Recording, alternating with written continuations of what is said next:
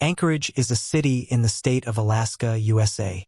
It's known for its cultural sites, traditional crafts, and stage dances. Anchorage is a vibrant city with many positives, including its stunning scenery, no sales tax, and friendly community.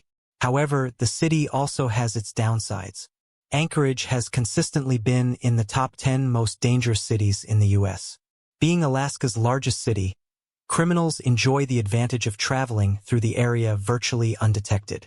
The violent crime rate in Anchorage is more than double the national average of the U.S. And sadly, Samantha's life was cut short in the city of Anchorage when she was just 18.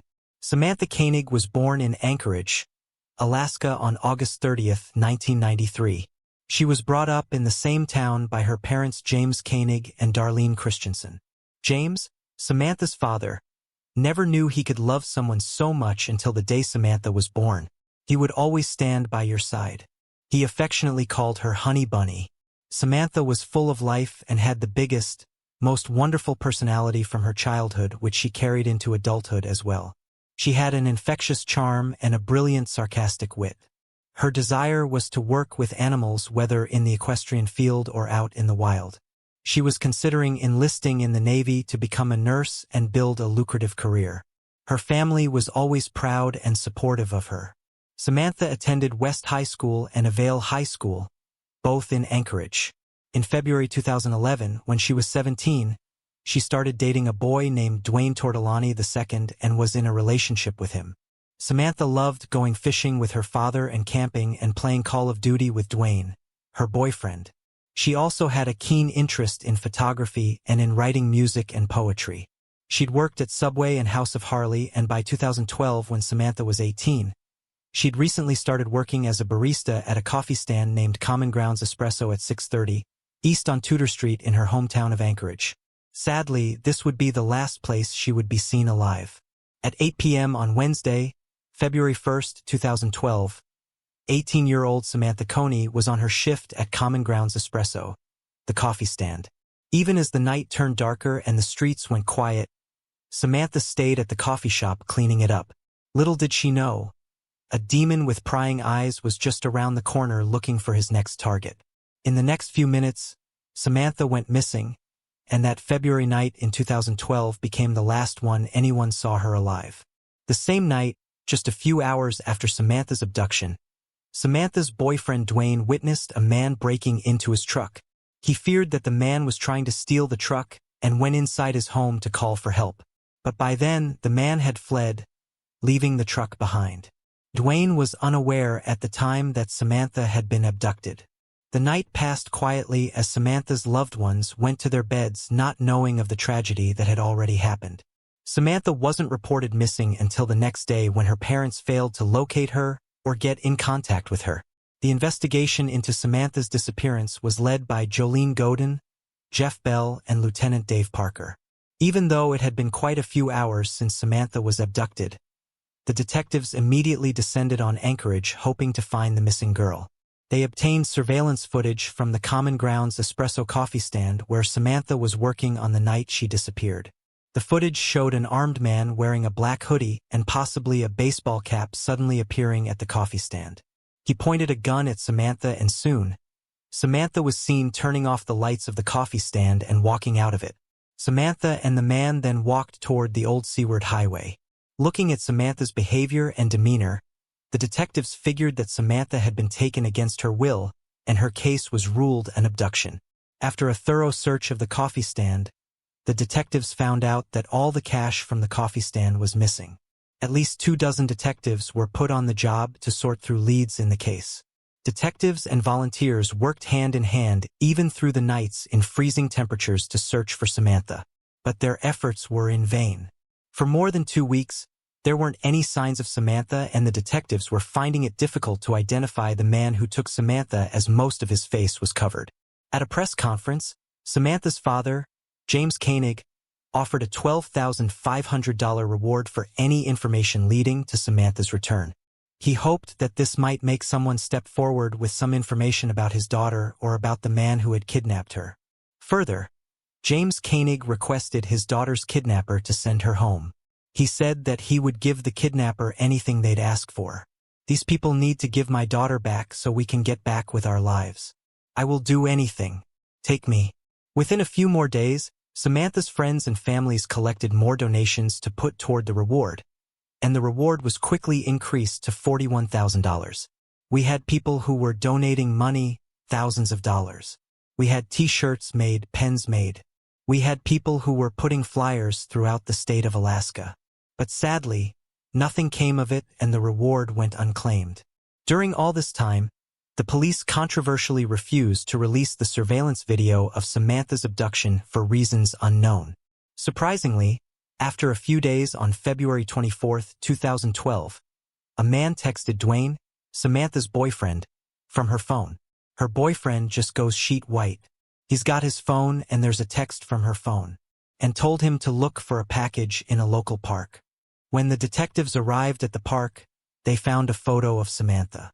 When you enter that park, there's a bulletin board and tacked was a Ziploc bag that had what ultimately was a photograph of Samantha and a ransom note. The fact that there was a ransom note really ratchets up the tension because, okay, she's alive, and what are we going to do to get her back?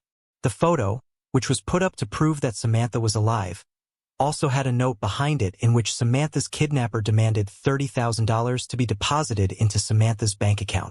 The proof of life picture convinced Samantha's parents that there was still hope and she could be saved. They now only wished that their daughter Samantha could return home safely. Up to that point, law enforcement, FBI did not know this was Israel's case. However, James, Samantha's father, noticed something odd in the picture that came with the ransom demand. To him, the photo looked weird because Samantha's hair was braided and she never wore it that way. Even though Samantha's father had an eerie suspicion about Samantha's picture, he got to work and made arrangements to gather the ransom money. As soon as Samantha's father came up with the money, he deposited the funds into the account that was linked to Samantha's debit card. While the money had been transferred, the detectives had a plan ready. They had worked out a deal with the bank so that Anchorage Police Department and the FBI would be notified immediately when the debit card was used for anything. They decided that their best course of action was to track the activity on Samantha's debit card. They assumed that the individual making any withdrawals from Samantha's account had to be her kidnapper. Perhaps this could lead them to a suspect. So a few days go by, and at this point, we have our first ATM withdrawal from Samantha's account. The detectives were successful in tracing the locations of the withdrawals, which were made after the money had been deposited into Samantha's account. There were 3 withdrawals in the city of Anchorage of $500, the daily limit. In all of the ATM situations where he was using the debit card, as soon as the alerts came, we dispatched law enforcement there as quickly as we could, but we were literally minutes behind him. But the kidnapper made a mistake during one of his very first withdrawals. In addition to capturing a masked man, an ATM camera in Arizona had also captured a white Ford Focus, the car he was traveling in. This information was pushed out to law enforcement across the entire corridor, and a lookout bulletin was circulated for the suspect's car.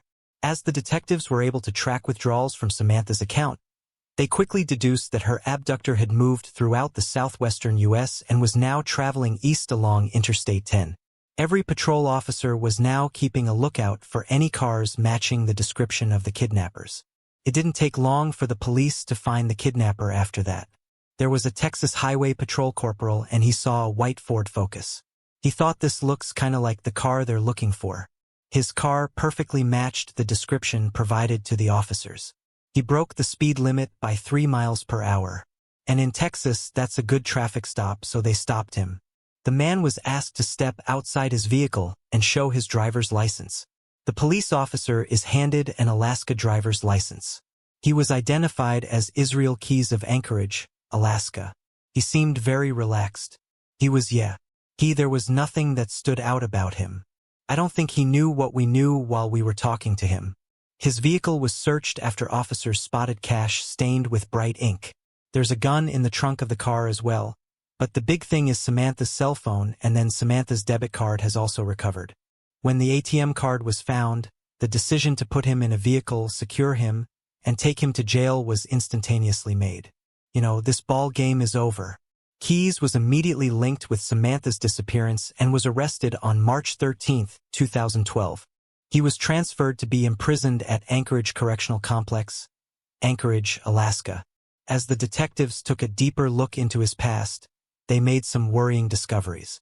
Israel Keys was born in Richmond, Utah on January 7, 1978 to Heidi Keys, née Hackinson and John Jeffrey Keys.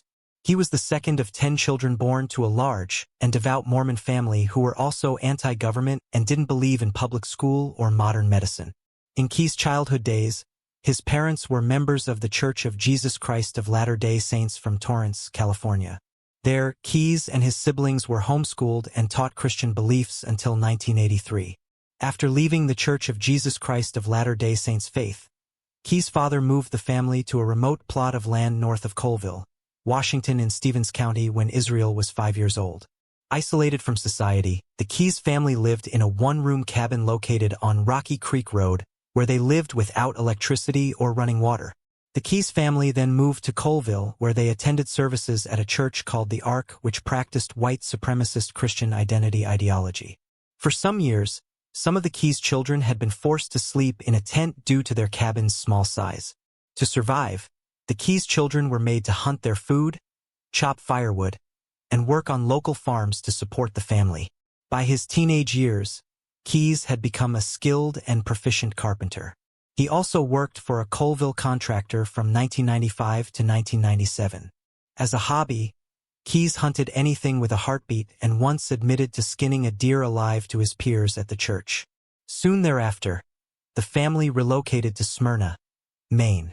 On one occasion, after an intense argument with his parents, Keys declared his atheism to them. This led his parents to evict him from their residence. They then instructed his younger siblings, who looked up to their brother, to never have contact with him again.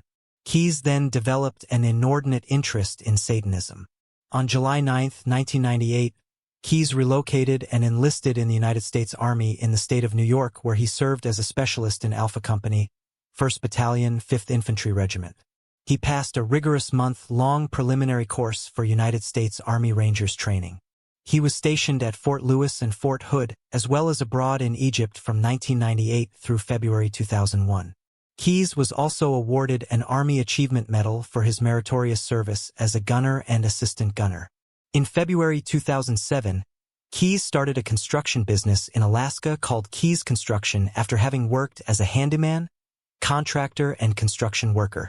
And finally, by 2012, Keys was living in Anchorage with his girlfriend and his 10-year-old daughter. While in custody for the murder, abduction, and assault on Samantha, Keys was interviewed by local authorities and the FBI a number of times. He did not say anything about the kidnapping other than denying that he had anything to do with it. The suspect is identified as 34-year-old Israel Keys. When they found him, we had no clue who this man was. Never seen his face before. Then it became rare shape. But authorities won't have any idea what happened to Samantha until they talk to Keith face to face.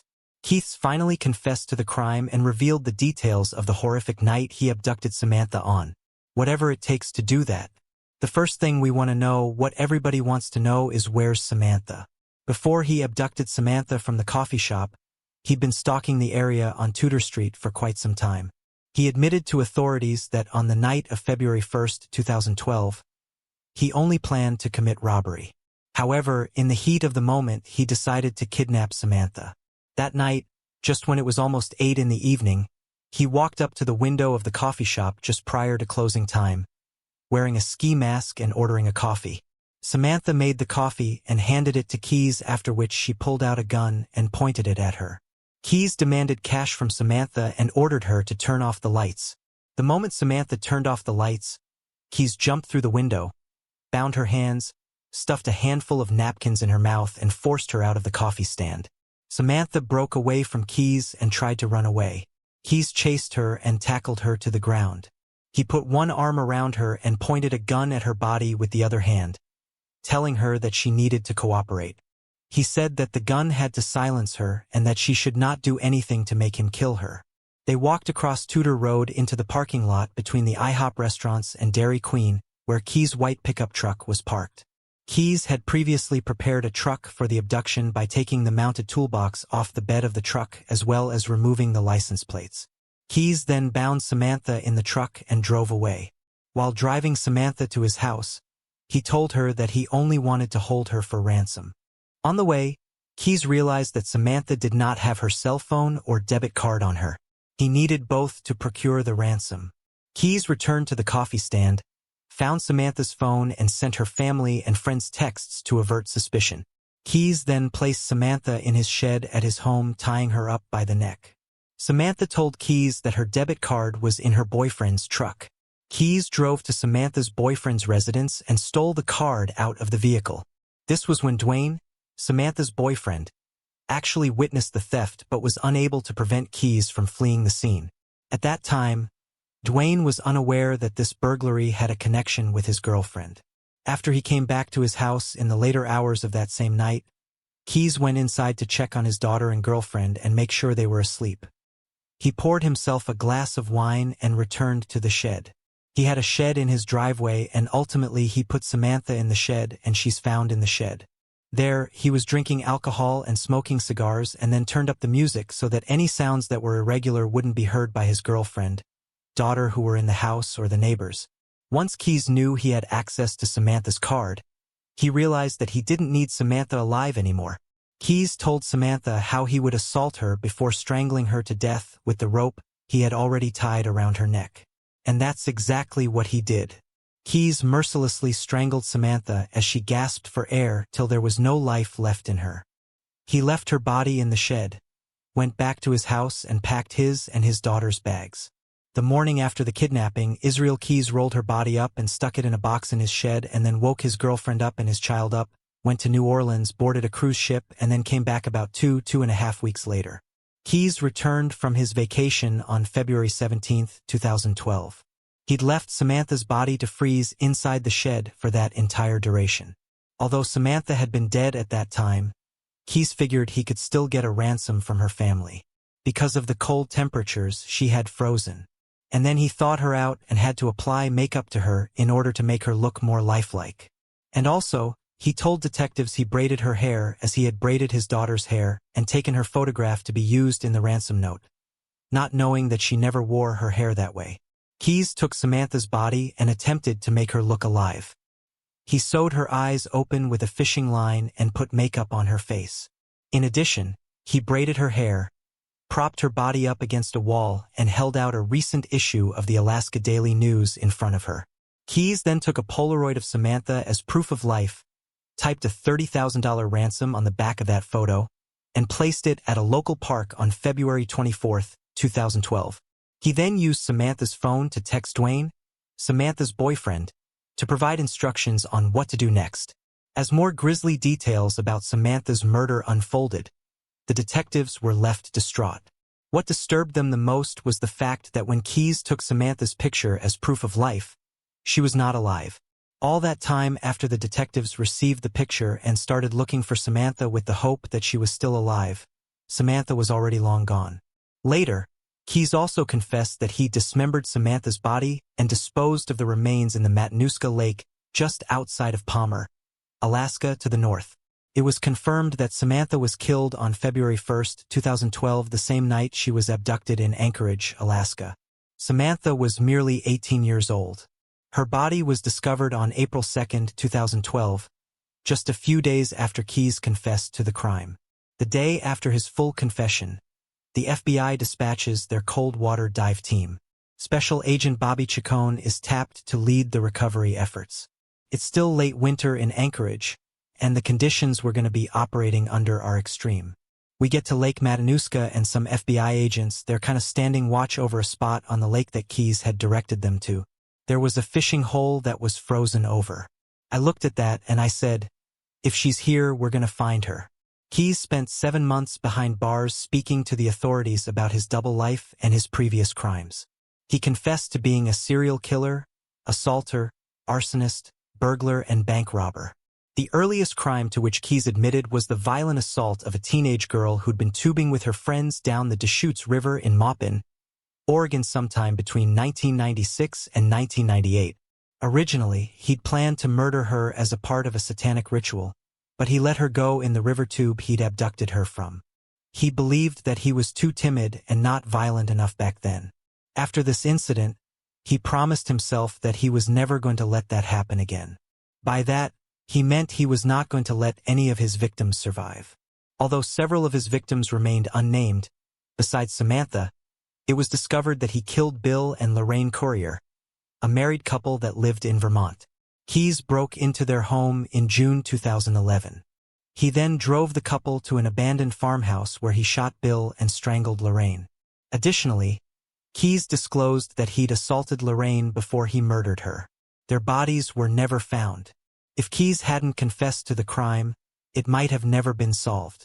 Stated that he was 14 when he realized that there were things which he thought were normal, but nobody else seemed to think the same way about those things.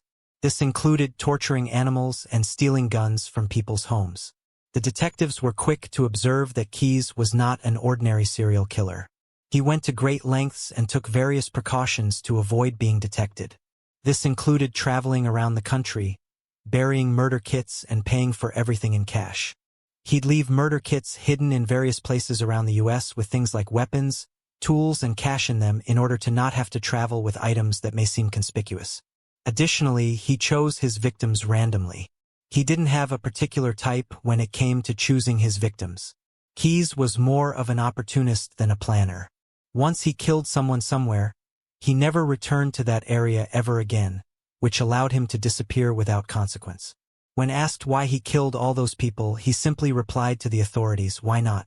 After conducting many interviews with Quay, the detectives believed that he felt no remorse for what he did and killed because he got an immense amount of enjoyment out of it.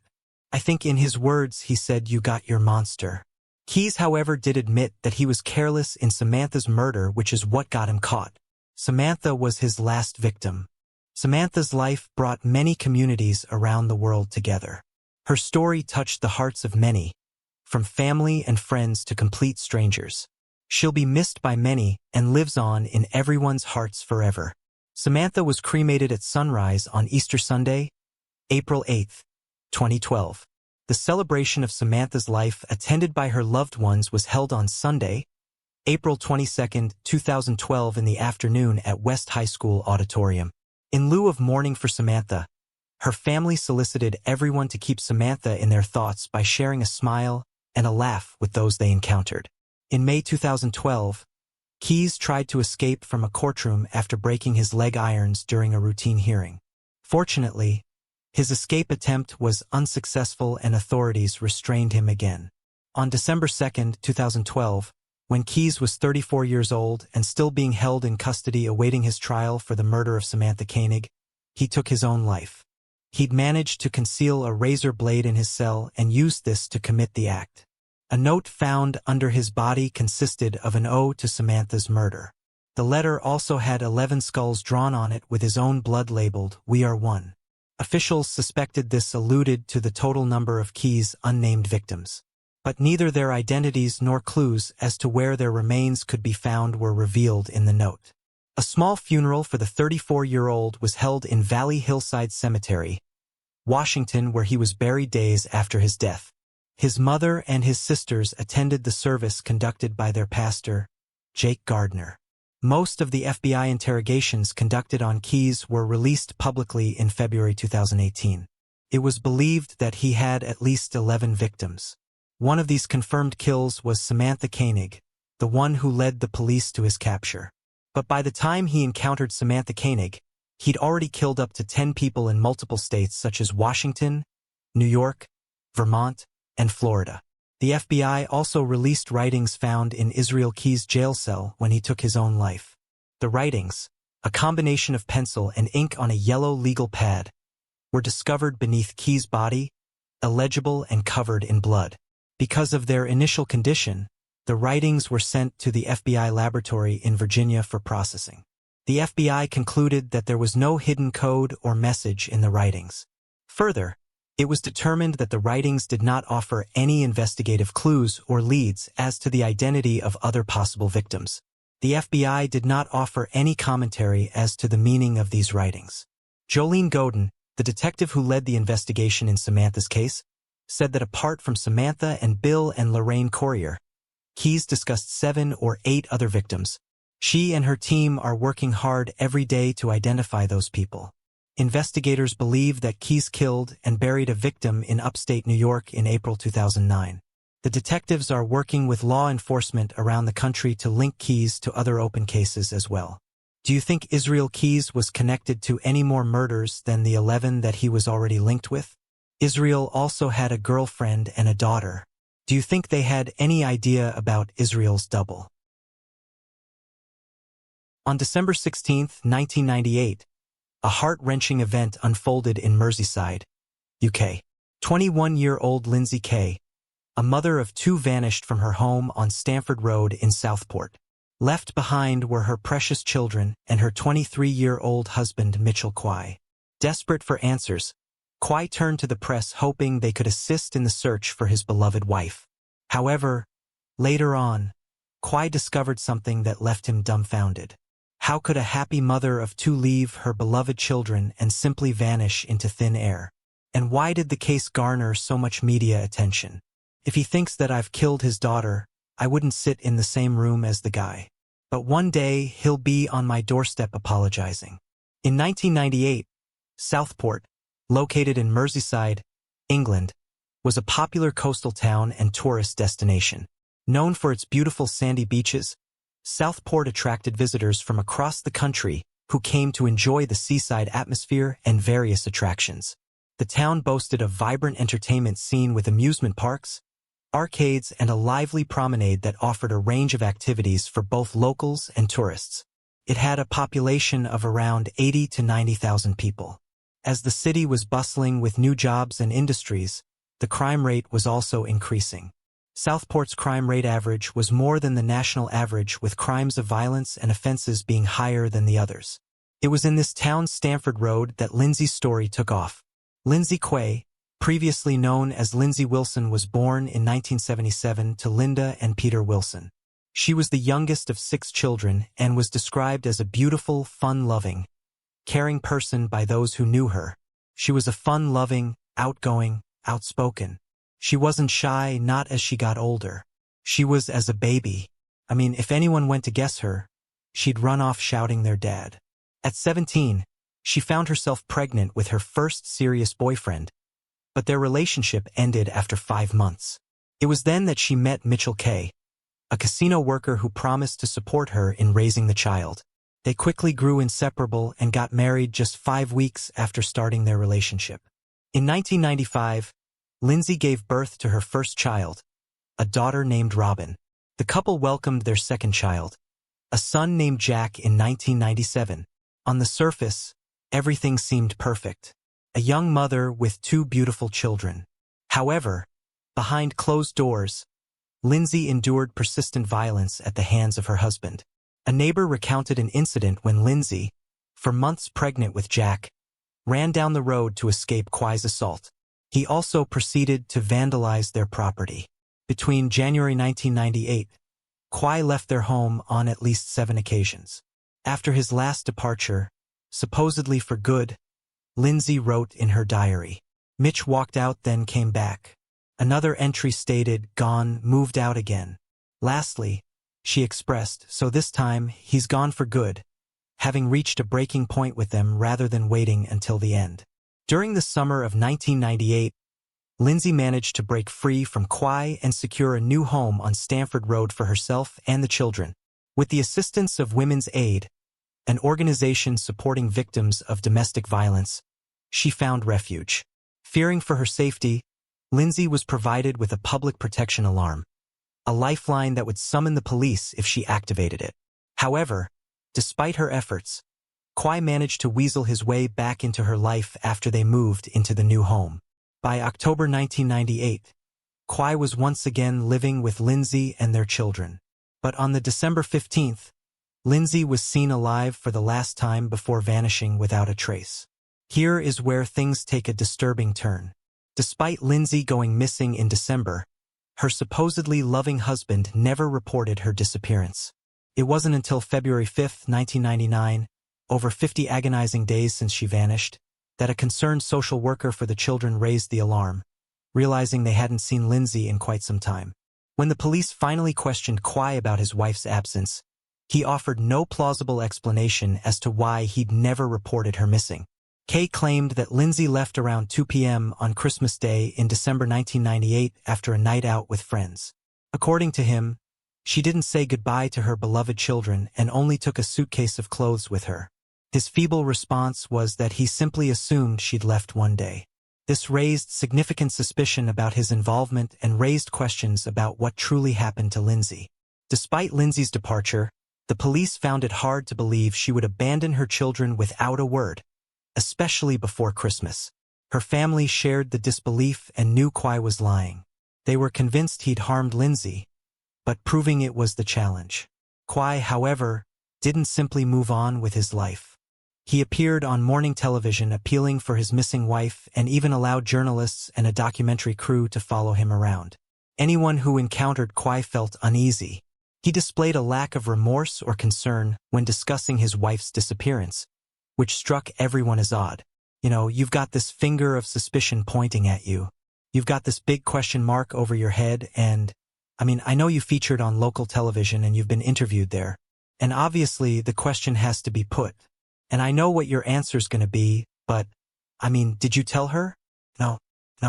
I just wish someone had listened to me. It's important to note that the police possessed crucial information not available to the public. They received emergency calls reporting instances of domestic violence Lindsay had endured. They also spoke to her friends and family, all of whom pointed directly at Quay. In early February 1999, Quay made a claim that he'd spotted Lindsay locally at the market and in a BMW. However, the police investigated and found no evidence to support his statement. Instead, they uncovered something else entirely. Since Lindsay vanished, Quay had been forging her signature to withdraw her benefits money. Consequently, on February 20, 1999, he was arrested on suspicion of murder and fraud. Although the police lacked enough evidence to charge Quay with murder, they did charge him with fraud. He was subsequently convicted and sentenced to community service. For 18 long months, Lindsay's parents, including her outspoken father, Peter Wilson, had to visit the men they believed killed their daughter's home to collect their grandchildren. Quay had the audacity to claim that once the truth emerged and he was proven innocent, Peter would owe him an apology. Quay shamelessly reveled in the attention, spinning his web of lies, attempting to portray himself as the victim, an innocent husband abandoned and persecuted by society. After enduring a year of relentless media attention, Quay apparently grew tired of the spotlight. He granted an interview published in the newspapers expressing his desire to no longer be the center of press focus. One particular police officer, Detective Superintendent Jeff Sloan, noticed something peculiar about Quay. Sloan remarked that Quay seemed to provoke him intentionally by involving the media. Sloan viewed Quay as an egotist who took advantage of the situation, reveling in his newfound notoriety. Quay's behavior often antagonized the police, exemplified by a Christmas card he sent to D. Sloan. The card contained a bottle of hair dye with a note suggesting Sloan should use it to get rid of the gray bits and gain more confidence. Sloan acknowledged that, like anyone else, when someone irritates us, we naturally expend more energy to bring that person down, especially when we know they are ultimately at fault. You see stuff like this happening to people on the telly, like people doing press conferences and shit, like when you just look at it and you think, oh God, it's pretty sad in it. And you just move on to and over and watch Coronation Street put Neighbors on. But when you actually have to live it, you never stop thinking about it. It's with you 24 hours a day. Even dream about it, sometimes you think to yourself you're gonna pinch yourself and wake up. It's all been a bad dream, but I think it ain't. After 18 months of investigation, the police strongly believed that Lindsay had been killed despite not finding her body. They discovered no activity on her bank account, no record of her keeping appointments, and no one, other than her husband, had seen her since December 1998. They also had evidence of his history of violence towards her, supported by statements from friends and family. Furthermore, their inquiries yielded no indication that Lindsay would ever abandon her children. In fact, the police learned that on the day she was last seen, December 15, 1998, Lindsay had discussed meeting with the solicitor to initiate divorce proceedings against her husband. On June 7, 2000, 18 months after Lindsay's disappearance, Mitchell Quay was arrested on suspicion of murder and taken for questioning. During the interview, he remained silent and offered no information. However, the circumstantial evidence was sufficient to charge him with Lindsay's murder. But to a certain point, Quay repeated the same stories he told before. There was nothing new about them. However, Sloan pointed out to Quay that the police had arrested Quay's brother and father, and they were questioning them too. It was because all throughout the investigation into Lindsay's disappearance, Quay had made numerous calls to them, and this was reason enough for the police to bring them in for questioning. All suspicion was pointing towards Quay, but there was not enough evidence to convict him. No, not until June 2000, when a grisly discovery was made. Someone discovered a human torso in a shallow grave near a roller coaster at the Southport Pleasureland amusement park in Merseyside. Investigators finally had a lead. They arrested Mitchell for the murder. The weight of overwhelming guilt and the burden of being a criminal then settled upon Quay. Surprisingly, on June 8, Quay couldn't take it anymore. The line of questioning seemed to prompt Quay to confess to killing his Lindsay. Based on his confession and the evidence collected by the police, the fate of Lindsay Quay was revealed. According to the confession, in the early hours of December 16, 1998, Lindsay informed Quay of her decision to leave him. An argument ensued and Quay, in a fit of rage, strangled Lindsay to death in the living room while their children slept in their beds. Afterward, Quay placed Lindsay's lifeless body in their bedroom and sealed the door, using towels to prevent the smell of decomposition. It remains unclear how long Lindsay's body remained in the bedroom, but Quay continued his daily routines as if everything was normal. He took the children to school, cared for them and played with them, all the while knowing their mother lay dead in the house. Realizing he needed to dispose of Lindsay's remains, Quay enlisted the help of his brother, Elliot Quay, who worked as a butcher. Together, they dismembered Lindsay's body in the bathroom. Her arms, legs, head and hands were separated. They left her torso near a roller coaster at Southport Pleasureland and dumped her limbs in a bush near a railway line. Unfortunately, Lindsay's head and hands were discarded in a landfill and were never recovered by the police. On June 9, 2000, Quay agreed to reveal the locations where he disposed of Lindsay's remains. His lack of remorse and concern for his wife, coupled with his apparent need for attention, was evident during this revelation as seen in the following video clip. What I was hoping for that he wasn't taking us on a wild goose chase and just seeking more publicity. I was amazed. He looked around and then asked if the press were there because he was quite eager to be seen on camera. He was laughing and joking with the officers. No remorse whatsoever. He pointed to an area and said that he put the carcass he referred to, Lindsay's torso, as the carcass. On January 16, 2001, Mitchell Quay stood before Justice Brian Levison QC at Liverpool Crown Court for sentencing. He pleaded guilty to the murder of Lindsay Quay, although he had tried to claim it was an accidental killing. However, the court rejected his claim. Justice Levison referred to Quay as an evil cynic and stated that he killed his wife on December 16, 1998 in a non-premeditated manner. However, the subsequent events were vastly different. Over the next 18 months, Quay engaged in a deceptive act of astonishing cynicism. He appeared on television and radio, lamenting his wife's absence and criticizing the police for suspecting him. Mitchell Quay was then sentenced to life imprisonment with a minimum term of 17 years for the murder of Lindsay. His brother, Elliot Quay, received a 7-year sentence for dismembering and helping dispose of Lindsay's remains. During his time in prison, Mitchell Quay displayed no remorse for his actions and remained self-obsessed. Chris Kennelly, a psychiatric nurse at the same prison, described Quay as one of the most unpleasant psychopaths he'd ever encountered. According to Chris, Quay would become excited when he saw himself on television and would inquire with staff if they'd seen his appearances. Chris noted that Quay was disappointed and expected everyone in the prison to recognize his supposed celebrity status, which didn't happen much to his dismay. In a tragic aftermath, Lindsay's brother, Peter Wilson, a name he shared with his father, took his own life shortly after Quay's imprisonment in February 2001. He was only 24 years old. The coroner's inquest revealed that Peter struggled to cope with his sister's death and couldn't process his grief. Quay became eligible for parole in 2017, but his request was denied. Lindsay's daughter, Robin, released a statement expressing relief that he wouldn't be released, bringing some measure of justice for her mother. However, Robin acknowledged that no amount of justice could ever be enough. Quay applied for parole again in May 2022, but his request was once again rejected due to ongoing concerns about his risk and drug use in prison. The parole board also raised concerns about his behavior and relationships with others, citing instances of aggression. Now in his mid-40s, Lindsay Quay remains in prison after serving 22 years so far. The parole board's refusal in 2022 means he'll likely have another hearing in 2024. The board still has significant concerns about his potential for violence, indicating that his release is years away or he may never get released at all.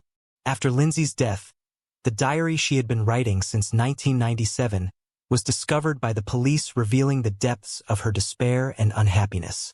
The diary dedicated to her children appeared to indicate that she left it behind for them as she feared her own life would soon come to an end. In its pages, she expressed her love for her children and described the difficulties she faced as a single mother, hoping they would never experience the same hardships. She concluded by saying that she'd always tried her best and hoped it was enough.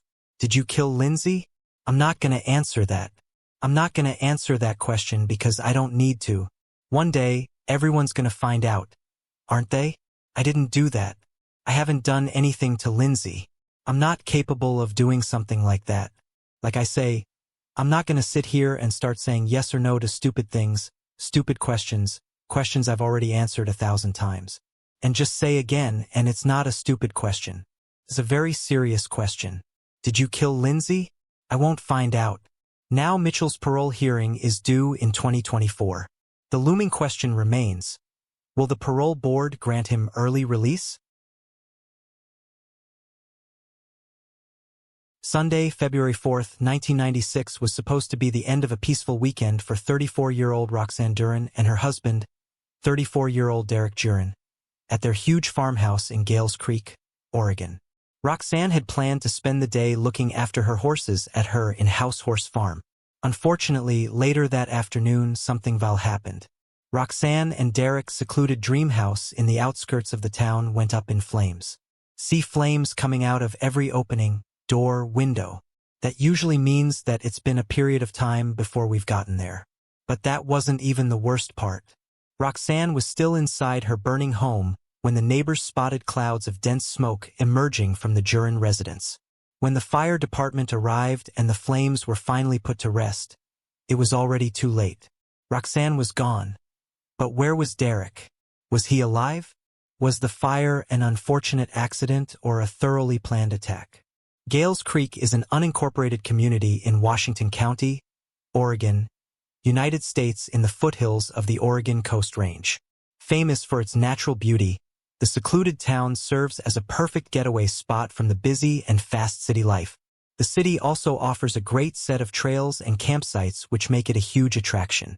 Conveniently located between Portland and the coast, Gales Creek is a great place to explore. Although Gales Creek is a comparatively safe place to live when compared to other places in America, one of the most mysterious crimes occurred here back in 1996.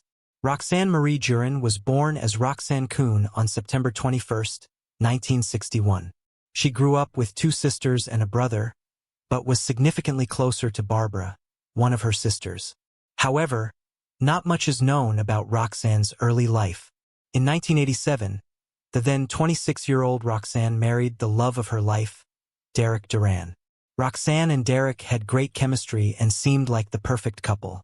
Although they were both working busy jobs in the computer industry, they always made time for each other away from their stressful jobs.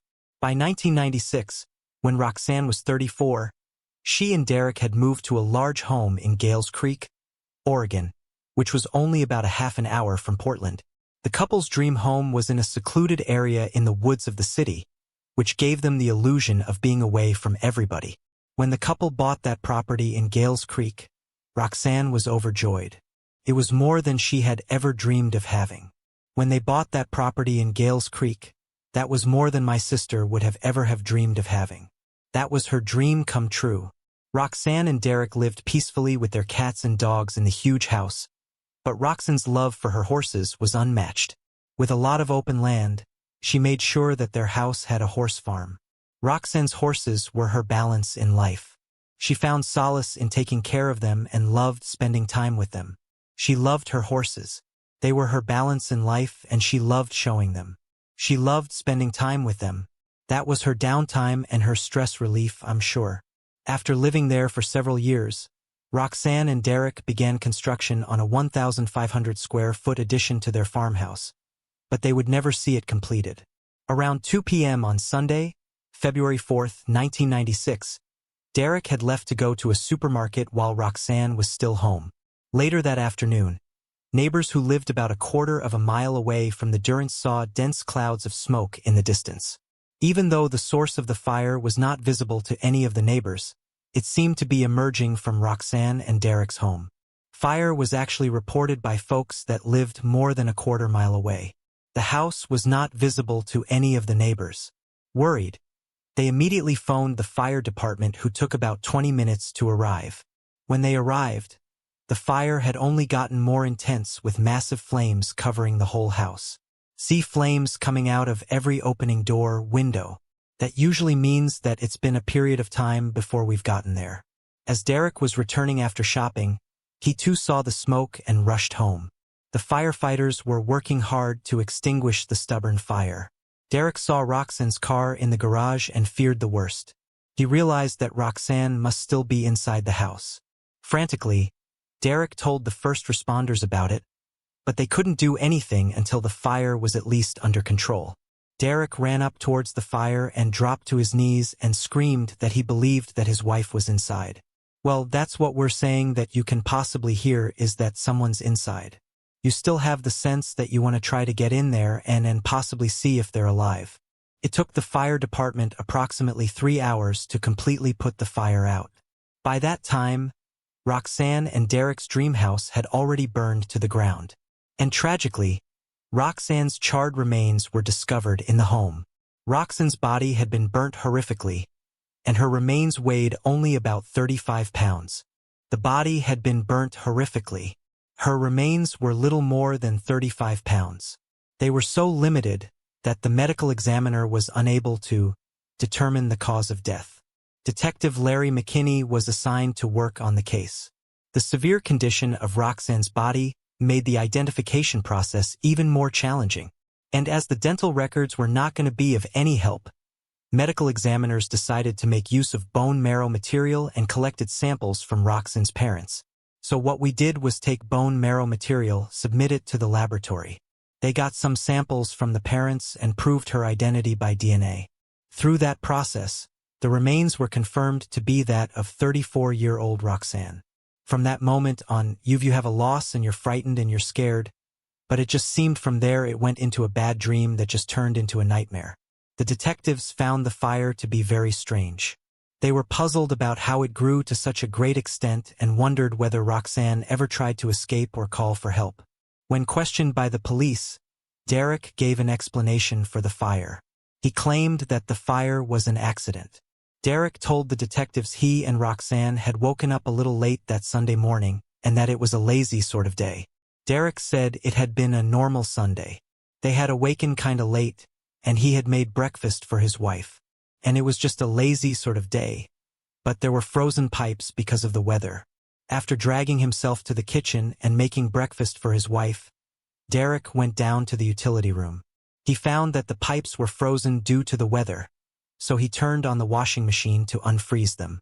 He stated that the machine used propane gas, which was highly flammable, and he'd left the machine's door open. But before he left the house, he forgot to turn off the machine. It is pretty dangerous like that. It lays down in the lower areas and get a lot of people get hurt from that. Something was still not adding up. As a matter of routine, detectives asked Derek for the store receipt to prove he was shopping, and he willingly complied. Although Derek handed over his receipt from the grocery store he claimed to have gone to, the police still didn't know if he was telling the truth about everything. It was a receipt that showed that he, in fact, had been at the store on the day in question.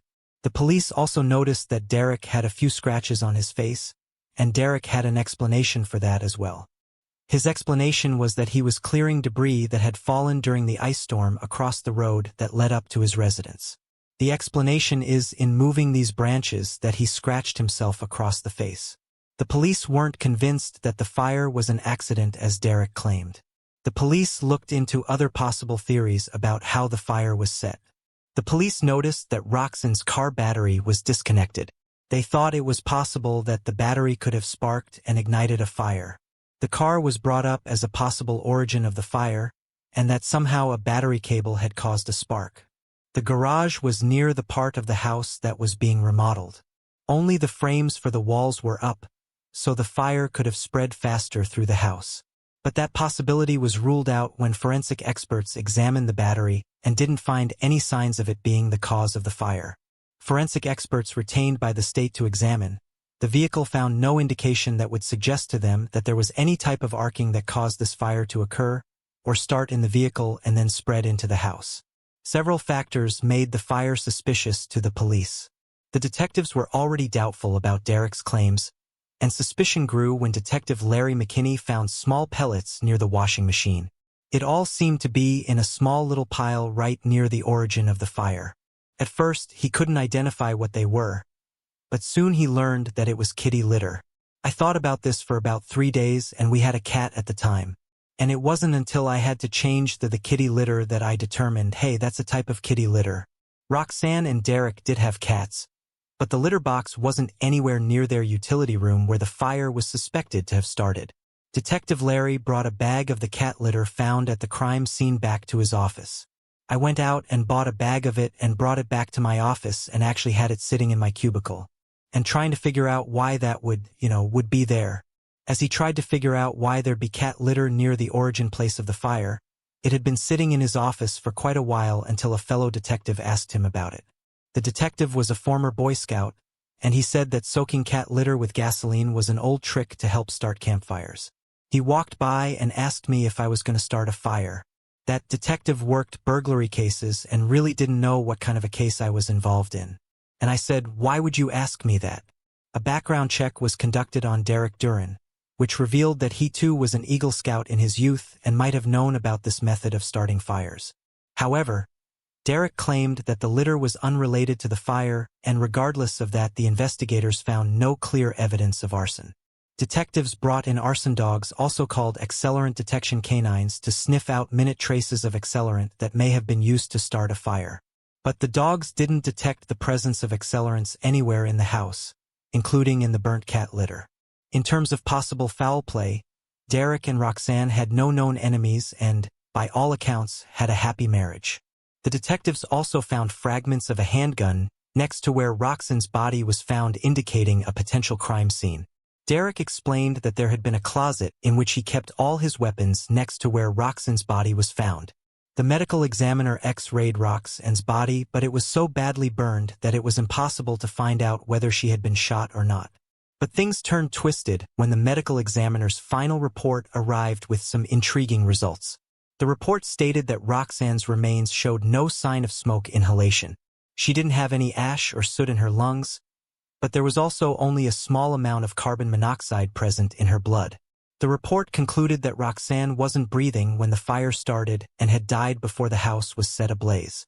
Although the medical examiners couldn't determine the exact cause of death, they did find traces of blood in her airway.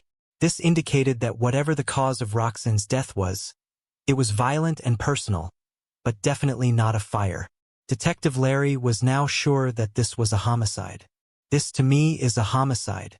There's no other reasonable explanation as for why she, a healthy young woman, is dead before a fire starts. She had obviously died by some sort of violent means because she had aspirated blood. And from my past experience, people that aspirate blood means that there was some sort of horrific injury to their face or head, and their last breaths are taking in blood rather than air. Roxanne Duran did not die in the fire, which means somebody caused her death.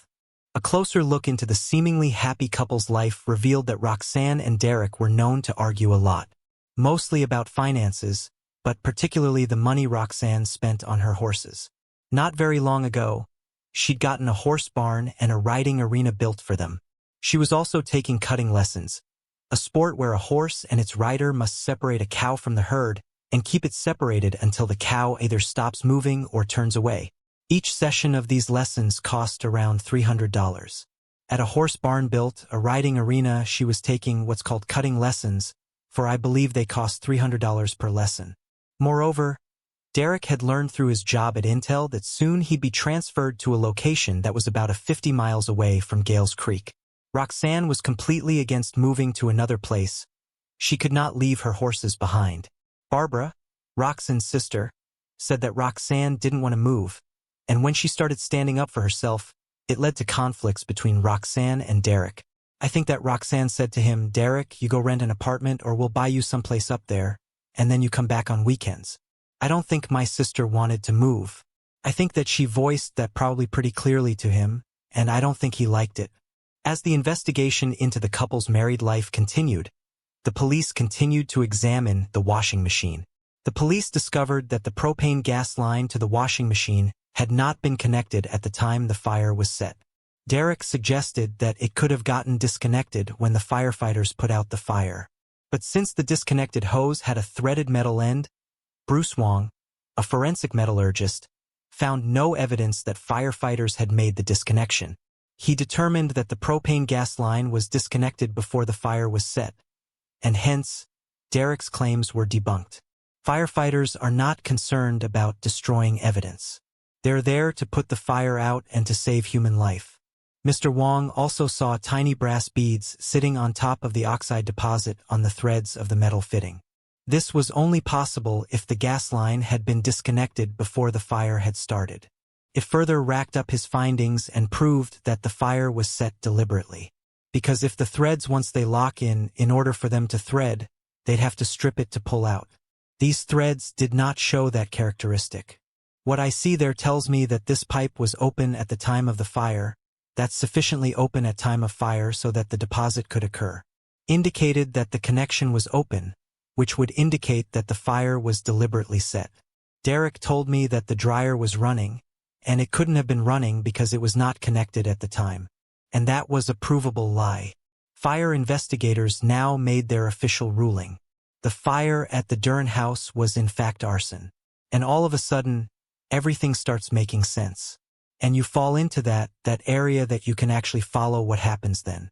It makes sense, and you can forensically prove that. Suspicion intensified when the police found a stain on Derek's jeans that he'd been wearing on the day of the fire. When questioned about it, Derek said that it was mud. I asked him specifically if it was blood, and he told me no, it was mud. A phenolphthalein test was conducted, and the stain was determined to be Roxanne's blood. Consequently, after a month-long investigation into Roxanne's death, Derek was arrested and charged with arson and murder in March 1996. During the trial, Derek appeared to be overly confident. He was egoistic towards the authorities and behaved as if the law was beneath him. Derek Duran thought he was smarter than everyone else. He was sending emails to friends of his co-workers at Intel, updating them on the trial as it was going along, talking about it in terms of being a chess match and his view of how that chess game was going, and his expectation that he would be acquitted. The trial began with a prosecution stating that Derek and Roxanne allegedly had a heated argument on the day of her death, during which he lost his temper and physically attacked her. The prosecution then pointed out that Derek had 3 parallel scratches and a 4th diagonal scratch, apparently from fingernails, on his face back on the day of the fire. They indicated that these scratches were evidence of Derek's violent confrontation with Roxanne and her fighting back by scratching. Despite Roxanne showing resistance, Derek managed to overpower and kill her. He then set fire to the house and went to the grocery store to establish an alibi. Mr. Worley from the defense testified that Derek told him that while cleaning up on the morning of February 4, 1996, Roxanne accidentally brushed a rake on Derek's face when they were trying to break up a fight between their dogs. This explanation was supported by the testimony of 4 other witnesses who had witnessed violent fights between the couple's dogs. The prosecution then stated that Derek had lied to the police officers about the scratches on his face. He earlier claimed the scratches were a result of injuries he received while removing the branches from the side of his driveway. He even went so far as to show officers the exact spot where he had allegedly cleared the branches. The defense presented testimony from Mrs. Regal, a tragic situation human psychology expert. In her testimony, Mrs. Regal provide rationale for Derek, stating that he was unintentionally not fully truthful about the scratches that tragic and confusing evening. The testimony further supported the explanation that Derek was scratched by Roxanne while breaking up a dogfight and later by the branches, which placed a small fourth diagonal scratch under his right eye. The prosecution pointed out that the stain of Roxanne's blood found on her lower back leg portion of Derek's jeans indicated that the couple had been in a physical altercation which turned bloody.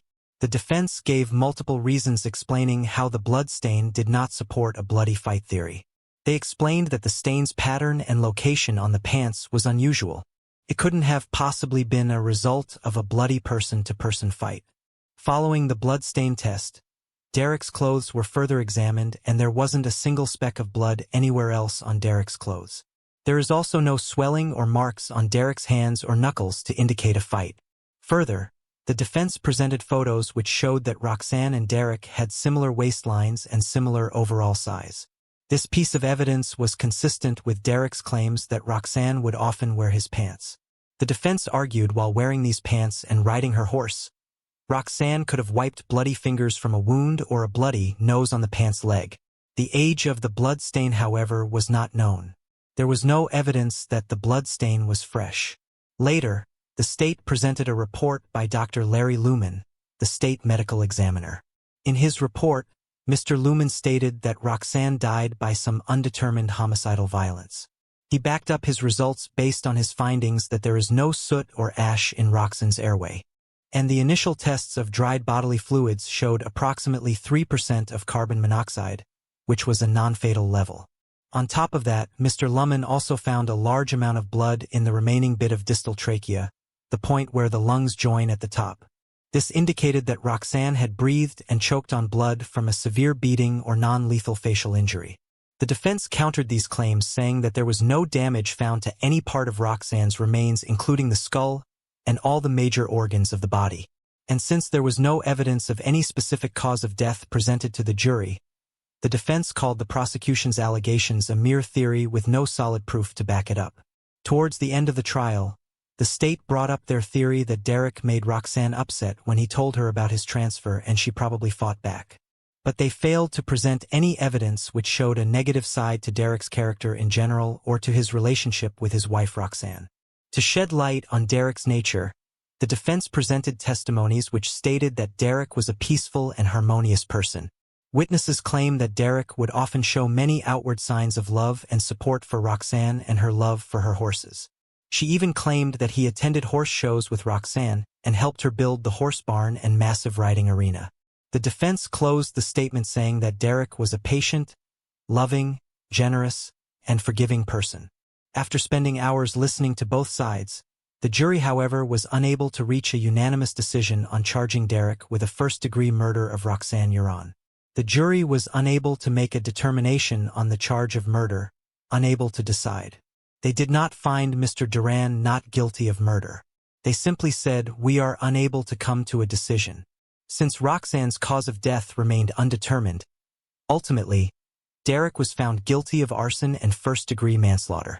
Under Oregon law, manslaughter in the first degree is defined as recklessly causing the death of another human being under circumstances manifesting extreme indifference to the value of human life. Manslaughter in first degree is defined under Oregon law as recklessly causing the death of another human being under circumstances manifesting extreme indifference to the value of human life. Did Derek think he could get away with this? Absolutely. Absolutely. Derek thought that he could be smarter than all of them. His ego was that big and those people were beneath him. In 1996 itself, Derek was handed a sentence of 10 years in prison. On Thursday, November 30th, 2006, after completing his sentence, Derek was released from prison. He also completed an additional 3 years of required post-prison supervision with no reported incidents. Shortly after his release, he took up a job and started planning the rest of his life. On October 15, 2010, he got married to a woman named Janine in a simple ceremony on the side of the Columbia River. His new wife Janine is a retired radio personality and radio station owner who describes Derek as the most gentle, thoughtful, and loving man she's ever known. They now live on 11 rural acres where they also sheltered their rescued animals. In February 2013, Derek earned an MBA from the University of Portland and has been employed since his release. Now semi-retired, Derek works part-time as a licensed handyman and Janine manages their real estate holdings. He dreams of developing a 6-acre animal rescue farm and traveling the world. Ever since he was released in February 2006, Derek has claimed that he didn't kill Roxanne and was wrongfully charged. Derek said that even though he lost the most productive years of his life to prison, he was happy that good fortune had found him again.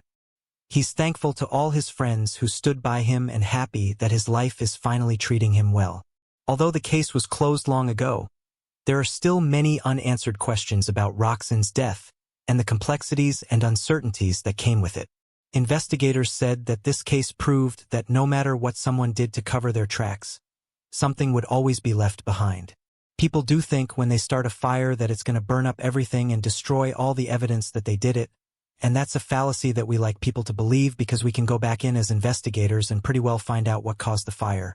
The fire in this case was so severe that it destroyed a lot of the type of evidence that you might normally find at a homicide scene.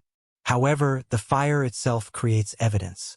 And in this particular case, the fire itself and how it started and where it started became crucial evidence in the prosecution. They always get caught in the end. Sometimes it takes a while, but they get caught.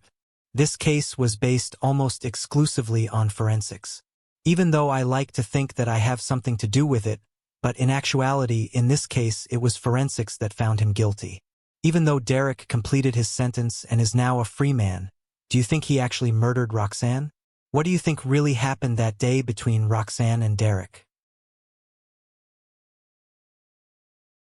In September 2019, two siblings, identified as 16-year-old Tylee Ashlyn Ryan and 7-year-old Joshua Jackson Valow, vanished without a trace from their home in Rexburg, Idaho. It's a bizarre case involving murder, doomsday predictions, and two missing children spanning several states. No one has seen JJ and Tylee since September.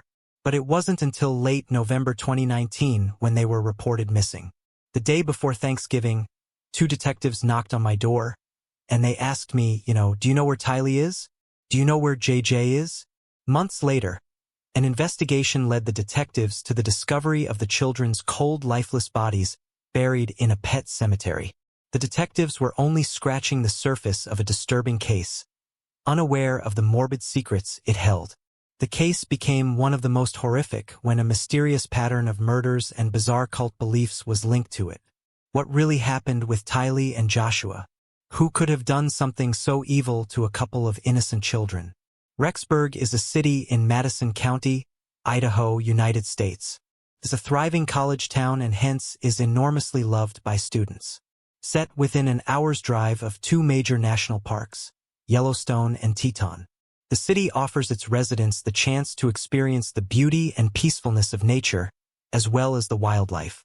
However, Idaho undeniably takes the crown for producing the best potatoes and its variant dishes. The state serves plenty of other culinary gems including plump purple huckleberries, ruby red trout, artisan cheese, and honeycomb-topped morel mushrooms. In terms of crime rate, Rexburg is considered quite safe. The chances of becoming a victim of a violent crime in Rexburg are 1 in 2,942, making it safer than 82% of all U.S. neighborhoods. But yet, back in 2019, one of the most horrid crimes took place here which left the city in great shock.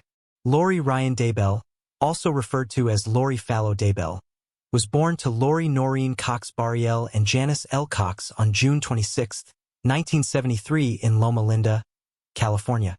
Not a lot is known about Lori's childhood, but she did have a pretty normal life growing up with her older brother Alexander and sister Summer. She's beautiful. She's sweet. She's kind. She's generous to a fault.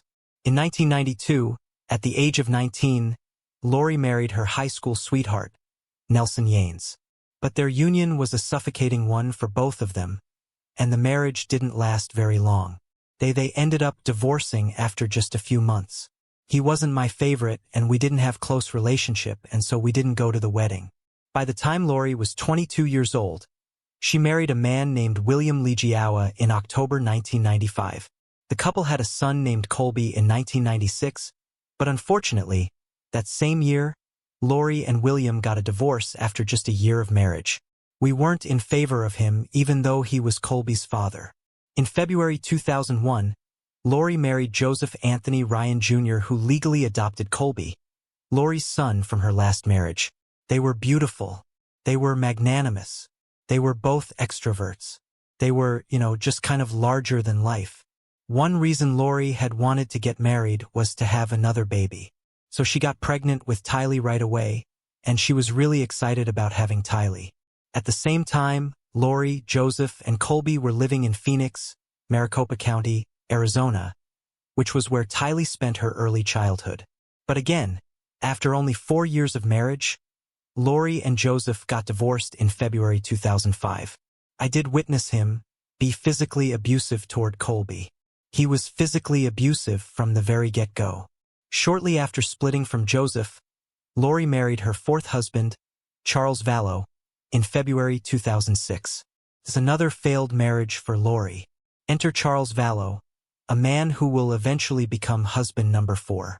I don't know why Lori's been married so many times. I think she thinks that she is trying to help people when she marries them. Lori, Colby, and Tyle moved into Charles's home in Chandler, Arizona with Charles and his 2 sons, Zach and Cole, from his previous marriage. Charles Valow, to me, was the best of Lori's husbands. They had been dating and we all liked him. I felt like he was a great husband. I felt like he adored Lori and that he would go out of his way to make her comfortable, to make her happy. In February 2013, the family of 6 welcomed another member into their lives. Charles and Lori adopted Joshua Jackson Valow, the biological grandson of Charles's sister, Kay Woodcock. Joshua was the youngest member of the family, and hence the most pampered. Everyone referred to him as JJ. JJ was born as Keenan Todd Tryon to a couple named Mandy Ledger and Todd Tryon on May 5, 2012 in Lake Charles, Louisiana. However, Mandy and Todd soon learned that JJ had autism, and being a young, struggling couple, they were not able to meet JJ's special needs. It was then that they decided to let Charles and Lori raise JJ. JJ is my biological grandson via my son, and Charles is my brother. Charles and Lori adopted JJ, and they let us maintain the grandparents' role. In February 2014, Lori and Charles, along with the kids, moved to Kauai, Hawaii, and lived there for about 3 years before returning to Arizona in 2017. By 2018, 15-year-old Tylee had grown up to be a simple teenage girl living a normal life just like any other person her age. Tylee is the dearest little girl. You need someone to cuddle with, but you don't have a significant other? Worry no more. She has tough exterior, but she's got a marshmallow heart. Tylee loved driving her Jeep and going out with her friends. She was only a few years short of turning into a young woman and held on tight to her unique sense of humor. But her jolly nature was snatched away when her biological father, Lori's third husband, 59-year-old Joseph, died of a heart attack in April 2018. In 2019, when Tylee was finally recovering, trying to put her father's death behind her, another tragedy struck. On July 11, 2019, 62-year-old Charles Valow was shot and killed in Chandler, Arizona by Lori's brother, Alex Cox. What is the emergency? I shot my brother-in-law. And was he armed also? Or just he came at me with a bat? Anyone been drinking or doing drugs or anything today or no? I don't know. But I've never seen him that enraged before. Okay. What part of his body is injured? In the chest. Okay. Is he awake and responsive or unconscious? Unconscious. Alex claims self-defense and alleged that he confronted Charles about abusing Lori and used his gun only when Charles struck him with a baseball bat. No weapon, no epithermy. All right, come on out this way. Oddities. There are a few at this scene. Do you have some ID on you, sir? Yeah. Alex Cox is supposedly performing CPR on a guy that has 2 bullet holes in his chest, and that is going to be an incredibly messy and bloody business. But when the police get there, when you look at the footage, he doesn't appear to have any blood on his body at all. He was just yelling at me. He came at me with a bat. K. Was he living there or no? Visiting? Let me see your head. You got a laceration. Do you want me to call paramedics? No. I'd really like the monitor though. Tylee, who was at home at the time the incident took place, gave a version of events similar to the one described by her uncle. After Charles's death, Tylee was the only one JJ was close to. Tylee tried her best to protect him and just be there for him. She tended to his needs and looked after him as much as she could. JJ and Tylee meant the world to each other. Moving on with their lives, Lori shifted to Rexburg, Idaho with JJ and Tylee while Colby moved away. Tylee was against this move as she didn't want to leave her friends, but eventually came to terms with it as looking after JJ was her priority. I loved being around JJ and Tylee. Tylee was really protective over JJ and she was kind of like another mama to him. Are you taking a video of my child? Your child? My child. Lori had decided to move because she'd fallen in love with a man named Chad Daybell who lived in Rexburg. Lori and Chad started spending most of their time together and got married on November 5, 2019 on a beach in Hawaii. In October 2019, Tylee made 2 Venmo payments to her older half-brother Colby Ryan from her account. Along with the payments, she'd also attached messages expressing her love and telling Colby that she missed him. Colby found this a little odd and concerning as he'd been trying to contact Tylee, but she hadn't been responding. She's usually using emojis. So that's kind of the one thing that you can already tell, like, it seems, and it's really quick response. It was so, like, push me away. Every time I ask her to call me, just push it to the side. I'm busy, and that doesn't make sense. After these heartfelt messages, when Colby tried to reach out to Tylee again, he received messages from her cell phone telling him that she was fine, but too busy to talk. And the fact that this week is busy, like, what does that have to do with right now? And I just tried to push her a little bit just to get her to call me. It didn't seem like a difficult task. After a few more failed attempts to get in touch with Tylee, Colby became more worried. Eventually, he convinced himself that Tylee really must be busy with her schoolwork and would contact him when she had the time. On November 26, 1939, JJ's grandparents, Kay Valow Woodcock and Larry Woodcock, contacted Rexburg law enforcement, saying that they hadn't been able to contact their grandchild for several months. At that point is when Kay Woodcock contacted the Rexburg police and asked for a welfare check. And it was that welfare check that changed everything. The grandparents wanted to know if JJ was fine and, hence, asked the police to do a welfare check on him. The same day, Detective Ray Hermosillo visited Lori's house in Rexburg to check on JJ. Lori, I'm with Kent Ball Police Department. How are you? You got him in? So JJ would be where? He's in Arizona.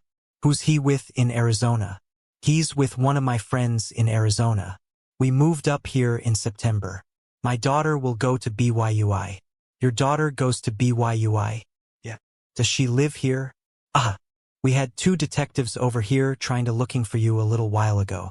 Oh, because I was at the store. And they ran into, well, probably one of your brothers. My brother and his friend, probably. Oh, who's that? Moving. Chad. Chad from Ramsey? Chad. The Baybel. He is the one who passed away recently. I asked Mr. Daybell for Lori Vallow's phone number, and he stated he didn't have it. I found it suspicious because I knew that they were married 2 weeks prior to my contact with Mr. Daybell. I told Mr. Cox that was unlikely because Kay was the one who originally called in the welfare check. However, when the detectives contacted Melanie, she stated that JJ had not been with her for several months. And I felt in a very weird and uncomfortable position, and I really did not know what to do. Later that night, a neighbor saw Lori and Alex, Lori's older brother, leaving the house in a truck loaded with their packed bags. The following day, when the detectives arrived to question Lori again, they found the house abandoned. Melanie eventually contacted the police again and revealed that both Lori and Chad had asked her to lie about JJ's location, but she'd refused. According to Rexburg police, once they leave, Lori doubles back and calls Melanie Gibb, and she tells her, "Hey, Rexburg police is about to call you. I need you to tell them that JJ is with you." Melanie does tell police JJ was never with her. The detectives' efforts to locate JJ led to the discovery that Tylee too was missing. A search for 2 children from Idaho. Listen up. You may know something. The children mysteriously disappeared. An investigation was immediately launched to find the missing children. JJ's grandparents and many volunteers showed up to help law enforcement find Tylee and JJ. "We're just here for Tylee and JJ. We want to know where they're at, and we're hoping that they're alive and well." Kay and Larry Woodcock even offered a reward, hoping that someone might have some kind of information that could lead them to Tylee and JJ. They hold a press conference, and they announce a $20,000 reward for any information that will lead to finding JJ and Tylee. "If you have any information whatsoever, please call the authorities. We want Lori to please start cooperating with the police." However, the reward went unclaimed. On the other hand, the detectives were concerned about Lori and Chad's sudden departure from the city. They found it quite suspicious, but wondered whether the couple had something to do with the children or if they themselves were in trouble. But this question was soon answered when Detective Ray Hermosillo took a closer look into Lori and Chad's lives during his investigation and uncovered some intriguing information. Chad Guy Daybell was born on August 11, 1968 in Provo, Utah. On March 9, 1990, 21-year-old Chad married Tamara Douglas, commonly known as Tammy, in Manti, Utah. Chad Daybell and I served as missionaries for the LDS Church back in the late 80s. Chad was the most humble missionary that I ever knew. Even though he graduated from Brigham Young University in 1992 with a BA in journalism, he resorted to becoming a gravedigger while juggling other jobs. In February 2004, Chad founded Spring Creek Book Company, which he used to self-publish his fiction and other religious books. His books are all about the end of times and dying. His visions deal with dying. When Chad lived in Springville, Utah, he was a gravedigger. Chad started writing and presenting a mix of his religious and apocalyptic beliefs through his doomsday novels and podcasts. Chad was the author of these doomsday books that had a peculiar prophecy about the end of the world and how people should prepare for that. These novels and podcasts garnered a bunch of followers for Chad who, just like him, had equally ominous beliefs. In his memoir, Chad Daybell writes, "I don't fictionalize any of the events portrayed. My torn veil allows information to be downloaded into my brain from the other side. The scenes I am show are real events that will happen." In February 2015, Chad claimed that he heard a voice telling him to relocate to Rexburg, Idaho. In his memoir, Living on the Edge of Heaven, Chad Daybell describes being called to Rexburg. He writes, "A voice said, 'Moving to Rexburg will be a tremendous blessing on your children and your grandchildren.' He and Tammy, along with their 5 children, moved there from Springville, Utah in June that same year. Chad and Tammy moved here about 5 or 6 years ago with their family. Around February 2015, when Lori, Tylee, JJ, and Charles were living in Hawaii, Lori found out about Chad Daybell and became highly interested in his doomsday novels and podcasts. It was about this time that Lori's friends and Charles saw a change in Lori's behavior. Lori became enamored with Chad's ideas, and her relationship with her children started to worsen. So Lori had always been a fan of Chad's books. And so that's how I first heard about Chad from Lori, was she would talk about this author that she was really interested in and really connected with his work. She stopped paying attention to them and started treating them as if they were a burden on her.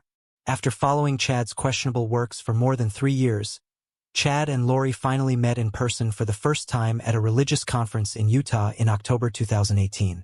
After their initial meeting, Chad went on a business trip, giving Lori the opportunity to invite Chad over. "I'm just very honored to be part of the conference. I've recently released my autobiography entitled Living on the Edge of Heaven, where I tell more about my 2 near-death experiences and how that prompted me to write my novels." Chad and Lori started communicating privately afterwards, and he even told Lori that they had been married in 7 previous lifetimes. The first time Chad met Lori, he told her that they had been married in a past life and that they had lived this biblical life in the past. And instead of scaring her off, it seems to have attracted her.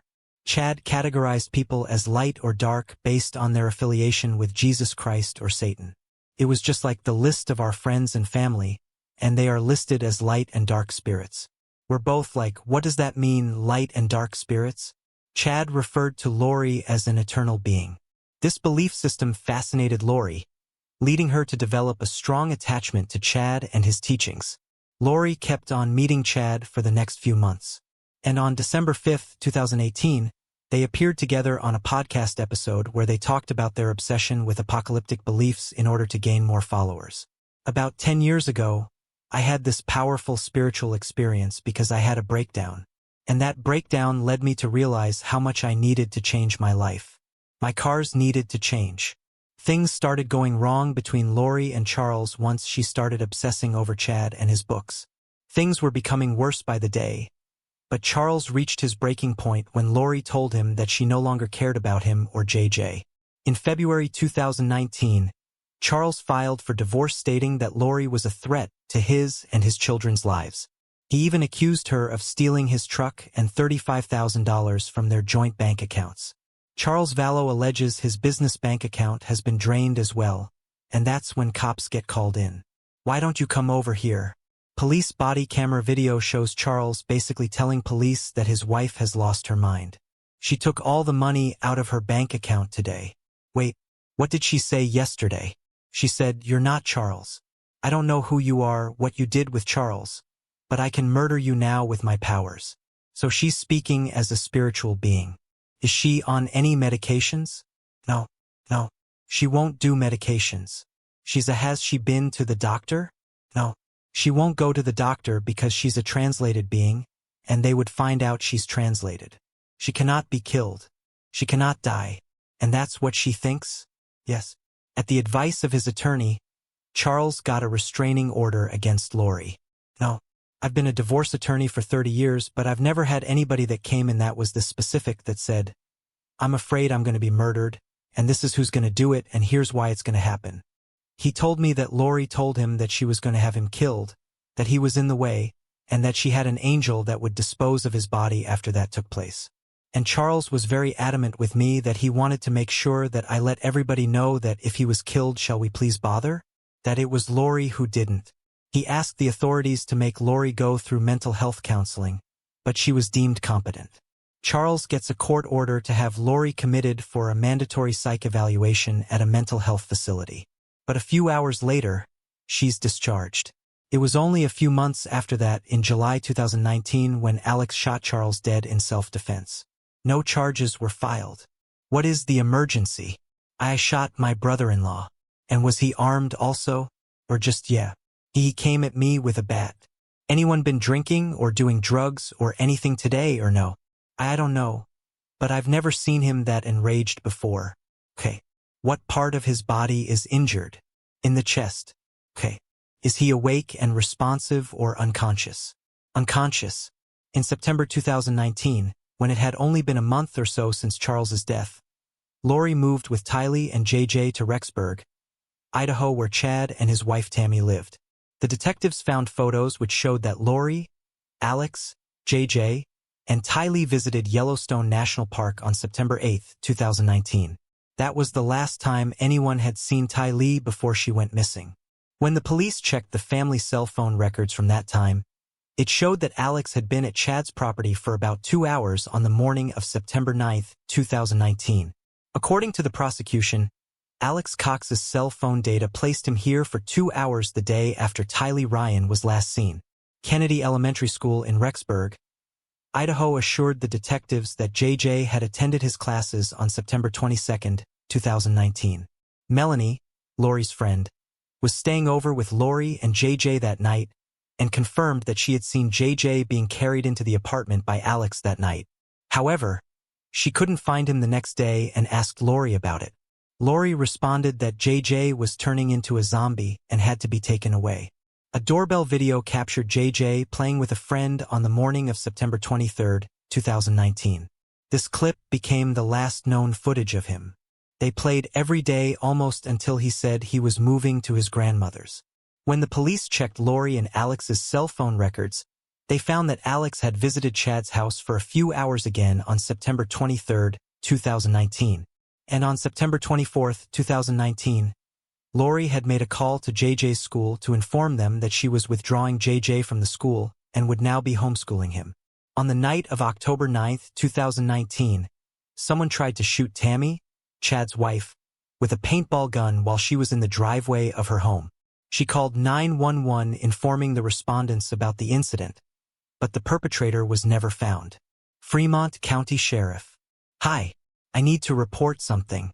Okay, go ahead. What's the address? Okay, at 202 North, 1900 East. The corner with the blinking yellow light on Salem Highway.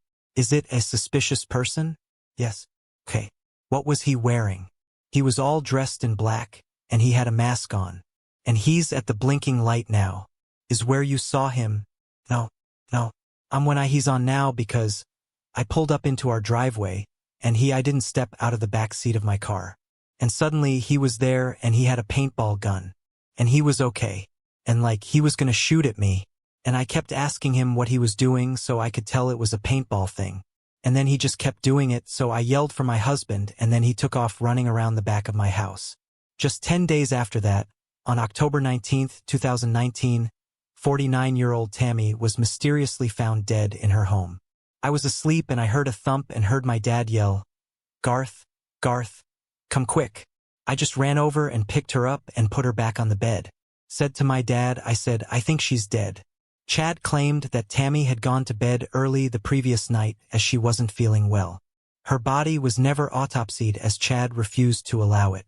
The detectives had a lot on their hands. They needed to take another look at the deaths of all the people related to Chad and Lori to see if there is any foul play. The law enforcement agencies intensified their investigation into the disappearances of the children. Deaths of Tammy, Charles and Joseph, as well as Chad and Lori's escape from Rexburg. In December 2019, Tammy's body was exhumed so an autopsy could be performed. The results deemed her death suspicious. The Utah State Medical Examiner immediately saw bruising on her body, and he determined that Tammy died of asphyxiation, meaning she was held down and suffocated. It was determined that Tammy had been asphyxiated by someone else. However, the death of Joseph Ryan, Lori's third husband and Tylee's biological father, didn't seem to be suspicious. A reopened investigation concluded that Joseph died of natural causes. While looking into the death of Lori's fourth husband, Charles, detectives found police interviews that showed Lori smiling as she recalled the face-off between her brother Alex and Charles. "How long have you lived here?" "Like 3 weeks. "Oh geez." "Yeah. Okay. That's why the neighbors don't ask." "Gotcha. Like, hi neighbor. Sorry." What was striking about the footage that we saw was that there's no remorse. There's no, "Oh my gosh, my husband's dead." The detectives also learned that Alex did not perform CPR and waited 43 minutes after shooting Charles to call the police. "Do you have some ID on you, sir?" "Yeah." Alex Cox is supposedly performing CPR on a guy that has 2 bullet holes in his chest, and that is going to be an incredibly messy and bloody business. But when the police get there, when you look at the footage, he doesn't appear to have any blood on his body at all. Another investigation revealed that in February 2007, Alex had attacked Joseph as well, claiming he'd been abusive to Lori and the children. For this incident, however, Alex was sentenced to jail for some time. In the midst of all this, when the detectives thought of locating and questioning Alex about Charles's death, something unexpected happened. 51-year-old Alex died on December 12, 2019. Just 2 weeks after getting married, Alex Cox collapses in the upstairs bathroom of his new bride's home. Zulema's 25-year-old son, Joseph, calls 911. "What is the emergency? I have an older male here named Alex. He just passed out here on my bathroom. He's not breathing." Although his death was attributed to blood clots and high blood pressure, the drug Narcan was also found in his system. But ultimately, the medical examiner would rule that Alex's death was due to natural causes. 2 months after the kids were reported missing, the detectives found Lori and Chad on January 25, 2020 in Hawaii. On January 25th, Chad and Lori are located in Hawaii by police, and Lori has served with a court order telling her she's got to produce JJ and Tylee within 5 days. Lori was immediately served with a court order demanding her to physically show up at a Madison County court in Idaho with both her children by January 30, 2020. When that day came, Lori failed to produce her children or disclose their whereabouts to the authorities, which violated the court order.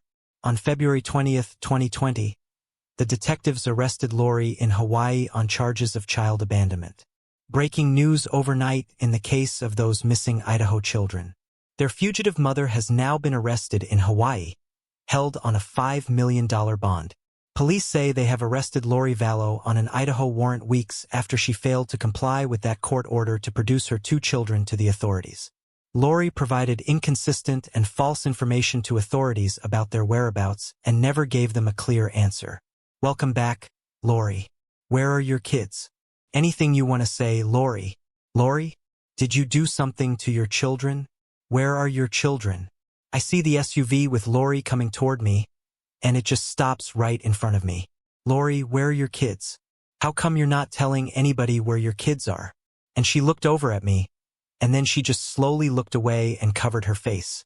She was additionally charged with resisting officers, criminal solicitation to commit a crime, and contempt of court.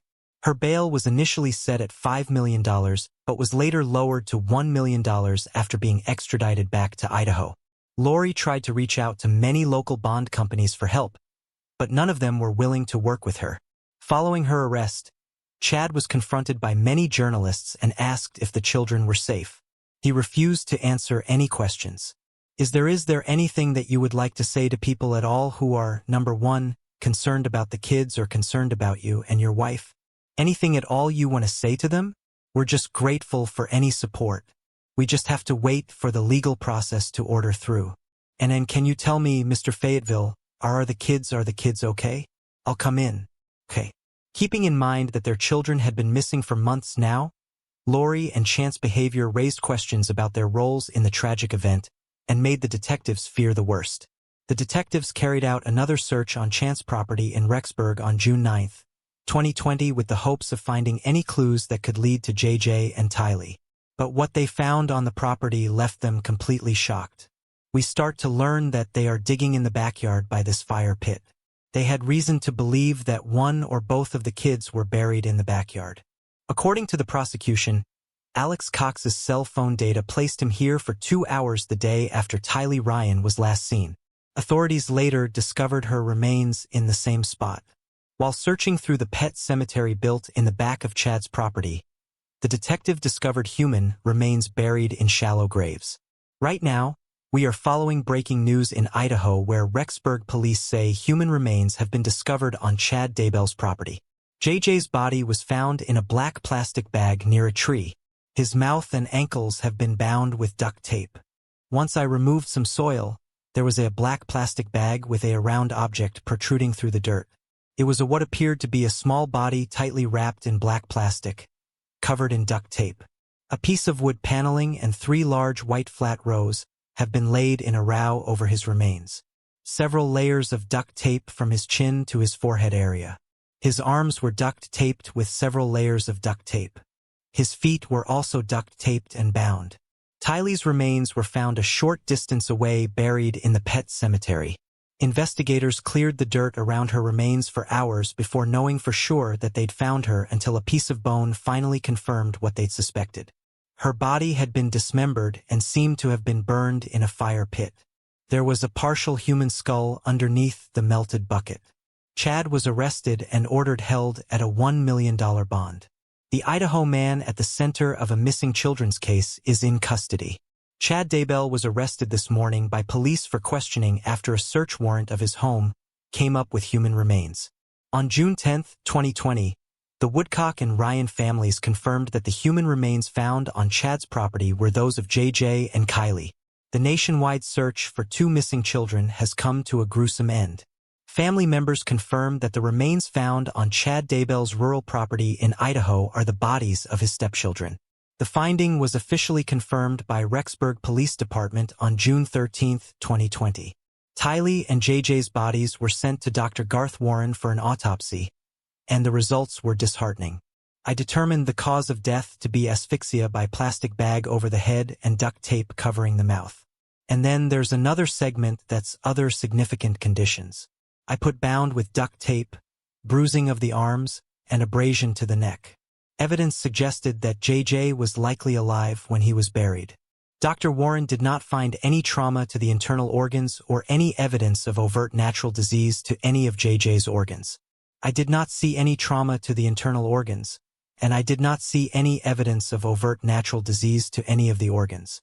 However, JJ did have bruising on his arms and neck and a hemorrhage under the nail of his right thumb. There are additional injuries including bruising of both upper arms, symmetrical bruising on the right upper arm and left upper arm. And there's also a diffuse hemorrhage on the underline the right thumbnail. Dr. Warren received Tylee's burned remains in 3 separate bags. He said that Tylee's organs had severe decomposition and had been charred and shrunken. He claimed that the 16-year-old girl died of homicide by unspecified means. Tylee was definitely killed, but Dr. Warren wasn't able to pinpoint how it was done. I determined the cause of death to be homicide by unspecified means.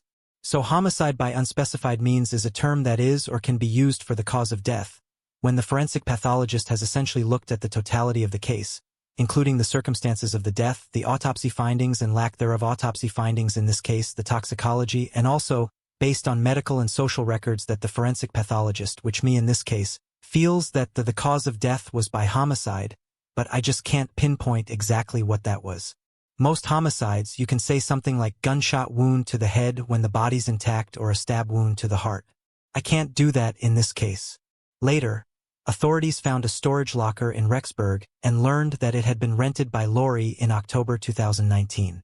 A video camera captured Lori and her brother, Alex, moving JJ and Kylie's belongings to and from the locker. East Idaho News obtained surveillance footage from a storage facility in Idaho. It shows Lori and a man who looks a lot like Alex making multiple trips to the storage locker in the weeks after JJ and Tylee disappeared.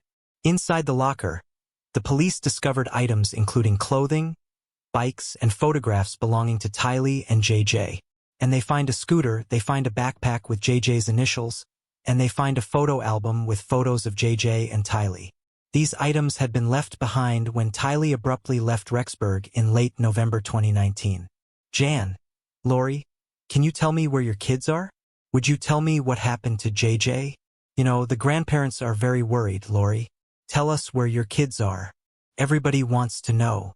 Lori and Chad were soon charged with destruction, alteration, or concealment of evidence. But it wasn't until May 25, 2021 when Lori and Chad were both indicted over the murders of Tylee, JJ, and Tammy, Chad's first wife in Idaho. They were each charged with first-degree murder, conspiracy and grand theft in connection with the deaths of JJ and Tylee, and conspiracy to commit first-degree murder in the death of Tammy. And Lori Valow is now officially booked into the Pocatello Women's Correctional Center. She's now known as inmate number 153745. For me, it simply proves the fact that she's been plaguing the system so long in our life, and this was just a continuation of that. And she's finally played it out. That's my personal feelings. I am elated. I'm relieved.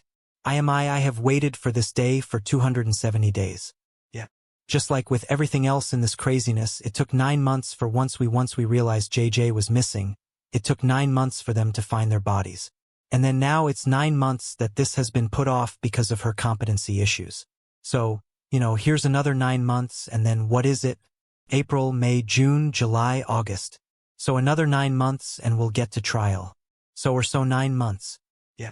On October 11th, 2022, after a year of mental health counseling, Lori was finally deemed competent to stand trial.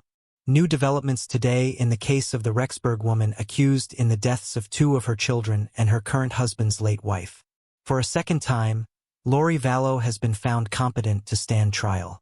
On October 19, 2022, she made her first appearance in court after a long time for her arraignment on charges over the murders of Tylee, JJ, and Tammy. She refused to enter a plea, prompting the judge to enter a not guilty plea on her behalf.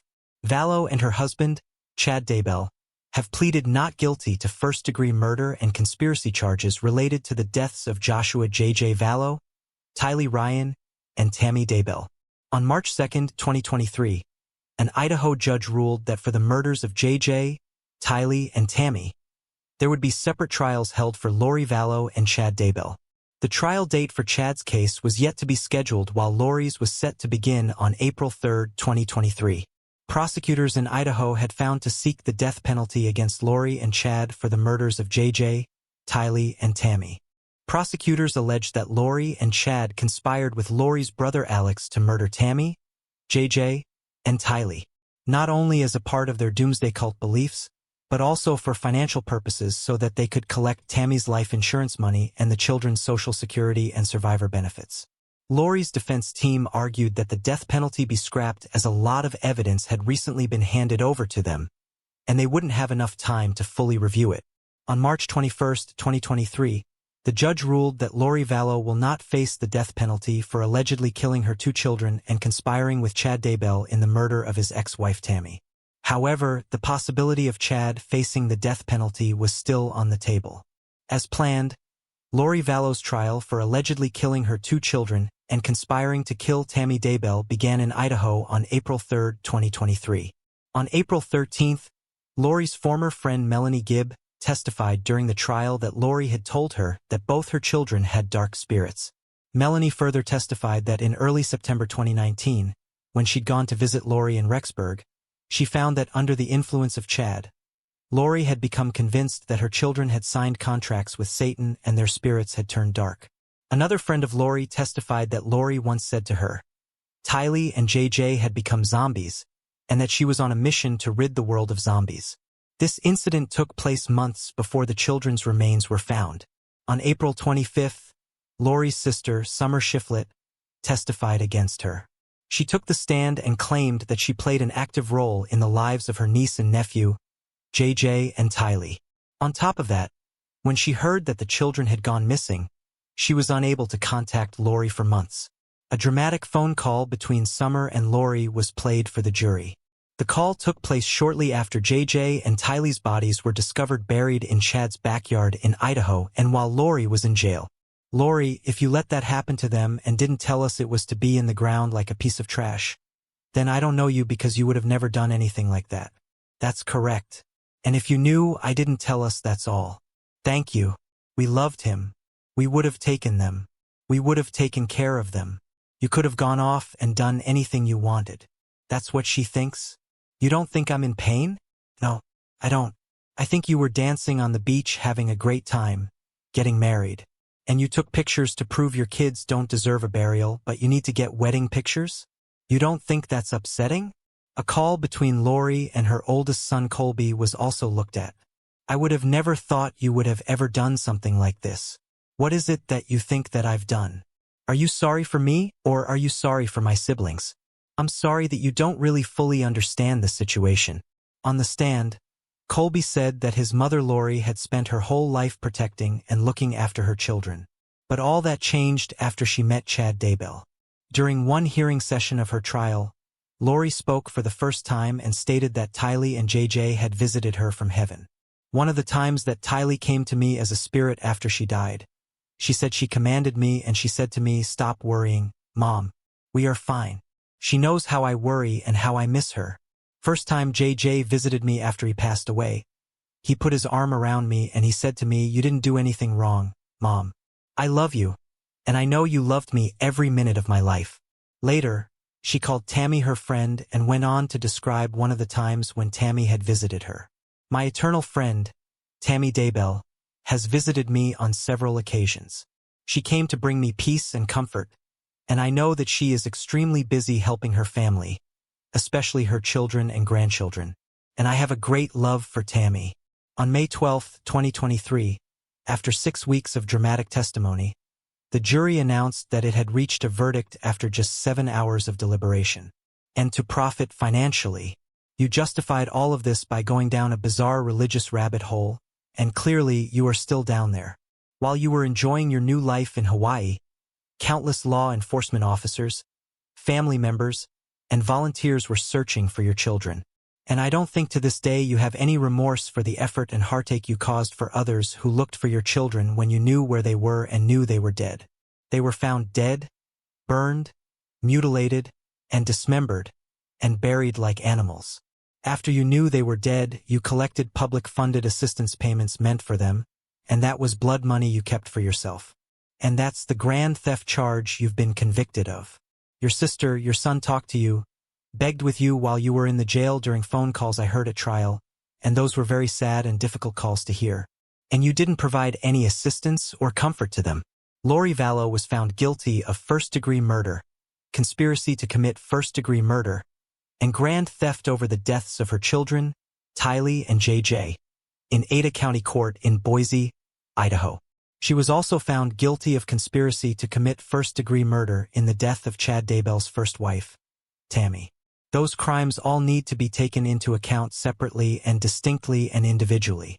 And you need to be held accountable separately for each of the 3 murders. So on those counts, the court will run consecutively the count 2 murder of Tylee Ryan, consecutive to count for the murder of Joshua Jackson Valow, and count 5 will run consecutive to count 2 and 4, the conspiracy to commit first-degree murder of Tamara Tammy Daybell. So 3 consecutive life terms of prison. The remaining counts will be concurrent to the counts that are consecutive. Court will impose fines as requested by the state in the amount of $25,000 for all counts except the grand theft. On the grand theft, the fine will be in the amount of $1,000. On Monday, July 31, 2023, Lori was sentenced to life in prison without the possibility of parole in the murders of 16-year-old Tylee Ryan and 7-year-old JJ. We, the jury, duly impaneled and sworn to try the above entitled action for our verdict. Unanimously answer the questions submitted to us as follows. Question number 1. In regards to count 1 of the amended indictment, is Lori Noreen Bowell thought guilty or guilty of conspiracy to commit first-degree murder of Kylie Ryan and grand theft by deception? Answer: guilty. Is Lori Noreen Valow not guilty or guilty of first-degree murder of Kylie Ryan? Answer: guilty. Is Lori Maureen Valow not guilty or guilty of conspiracy to commit first-degree murder of Joshua Jackson Valow and grand theft by deception? Answer: guilty. Account 4, guilty. Account 5, guilty. Count 7, guilty. There it is.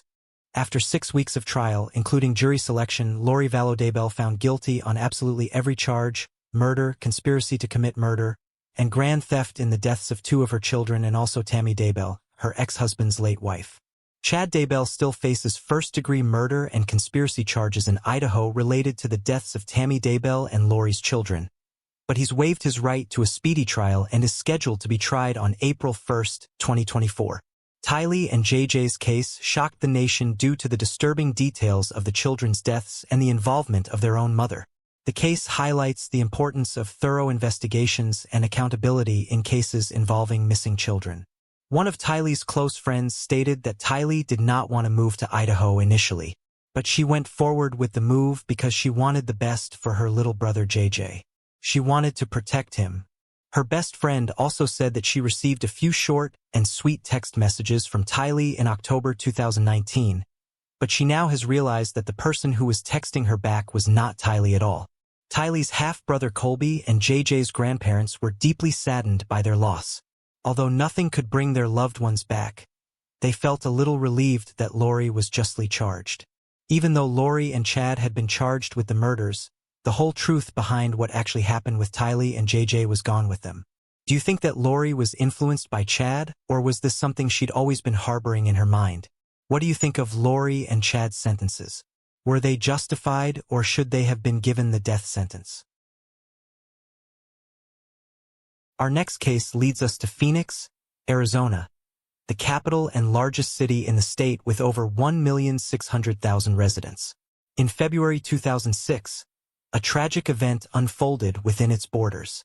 But before we get there, let's begin in Knoxville, Tennessee, where Ryan Thomas Waller was born on February 12, 1988. When he was younger, he enjoyed playing the guitar. His father, Donald Thomas Waller, mentioned that Ryan had a talent for quickly picking up songs and rapping along with them. In February 2006, after graduating from high school, 18-year-old Ryan was dating Heather Kwan. Heather was a 21-year-old college student at the time, and they made the decision to live together. To make this happen, they rented a house in Phoenix, Arizona, along with a third roommate named Alicia. It was December 25, 2006, and Ryan and his girlfriend Heather were enjoying a quiet evening together at home. Suddenly, there was a knock on their door, and since they weren't expecting their roommate Alicia, they were surprised by the unexpected interruption. Curious, Ryan decided to check who was at the door. However, when he opened it, he was confronted by 2 armed intruders who immediately held him at gunpoint. Ryan tried to close the door quickly, but he wasn't fast enough. The intruders then proceeded to shoot him twice in the head. Afterwards, The intruders entered the apartment and also fatally shot Heather. They proceeded to search the house, taking electronic devices and a guitar. Ryan's absence from the family Christmas dinner and his unresponsiveness to their calls worried his parents. They grew increasingly concerned and decided to call the police, requesting a wellness check on their son. The police arrived at midnight and through a window spotted a lifeless body. However, they chose not to enter and waited for hours to get a search warrant. During this wait, Alicia, the roommate, returned home. She went straight to her room without noticing anything unusual in the living room. It wasn't until the police came back and knocked on the door that she finally answered. During their search of the premises, the police made a shocking discovery. They found Heather's lifeless body, but incredibly, Ryan was still alive despite being shot in the head. Strangely, the police made the surprising decision to arrest Ryan, suspecting him of murder. They believed his facial gunshot wound was just a black eye, and they speculated that he and Heather had a violent argument that led to her death. The police treated the case as a domestic abuse incident gone terribly wrong. Ryan's behavior at the time added complexity to the situation. He appeared reluctant to cooperate with the police, claiming not to remember what had transpired and insisting on being allowed to sleep. These actions led to his detention and lengthy questioning by the police about the events of that fateful night. The situation took a troubling turn as the police did not initially believe Ryan, which resulted in a delay in getting him medical help. No, it was a real gun, man. It was just a revolver. Shot you in the eye with a revolver, you wouldn't be talking to me right now. How do you know? It was most likely you'd be dead. That's what I thought too, man. I really don't know. Anthony, you're not gonna believe this one. I can't believe it either. You're right. I've already heard the story. I can't believe it. After being taken into custody, Ryan endured several hours inside patrol cars. The following morning around 5 a.m., Ryan, still injured and in pain, was brought to the police station for questioning. I just want to go to sleep. That's it. No, that's if you have a concussion, you don't need to leave. That's what the doctors will say. So I'll put your feet on the table like that. Just throw them straight on the table. Right up there. There you go. Detective Paul Dalton led the interrogation. He started out by asking Ryan some basic questions. However, given Ryan's current state, Ryan wasn't able to process any answers to what he was being asked. What's the highest grade you went through school? I don't know. I don't know. You don't know the highest grade you went through? Eighth grade? Did you graduate? Yeah. Do you have a GED? I don't know. You don't know what? I don't know. I don't know. I just want to go home. Oh, you're not gonna go home right now. Still suspecting that Ryan killed Heather, Detective Dalton proceeded to acquire more information about Heather, thinking that he might get a confession out of Ryan. You know a girl named Heather? Ah, you know Heather's last name? What is Heather's last name? The one that lives there right now. I guess. I don't know. If her name's Heather, what's her last name?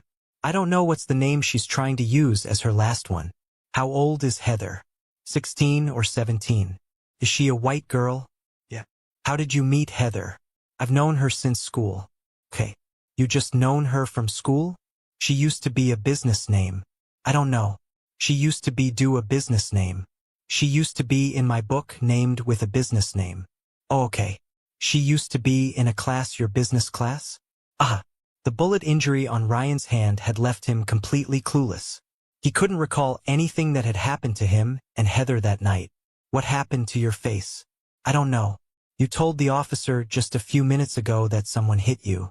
Do you remember who hit you? I don't know. I think it was Heather. Why would Heather hit you? I don't know. I forgot why.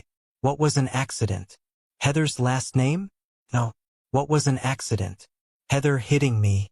What did she hit you with? Her hand and I. Did you guys have an argument? Not really. No, not really. Oh, what happened for her to hit you in the eye like that? She just hit me on accident. All of Ryan's answers made Detective Dalton more suspicious. He believed that building a little more pressure would eventually break Ryan. Well, you remember Heather hitting you in the eye, right? I don't remember after that because I just want to lay down and try to go to sleep. All right. I don't know what anybody is doing.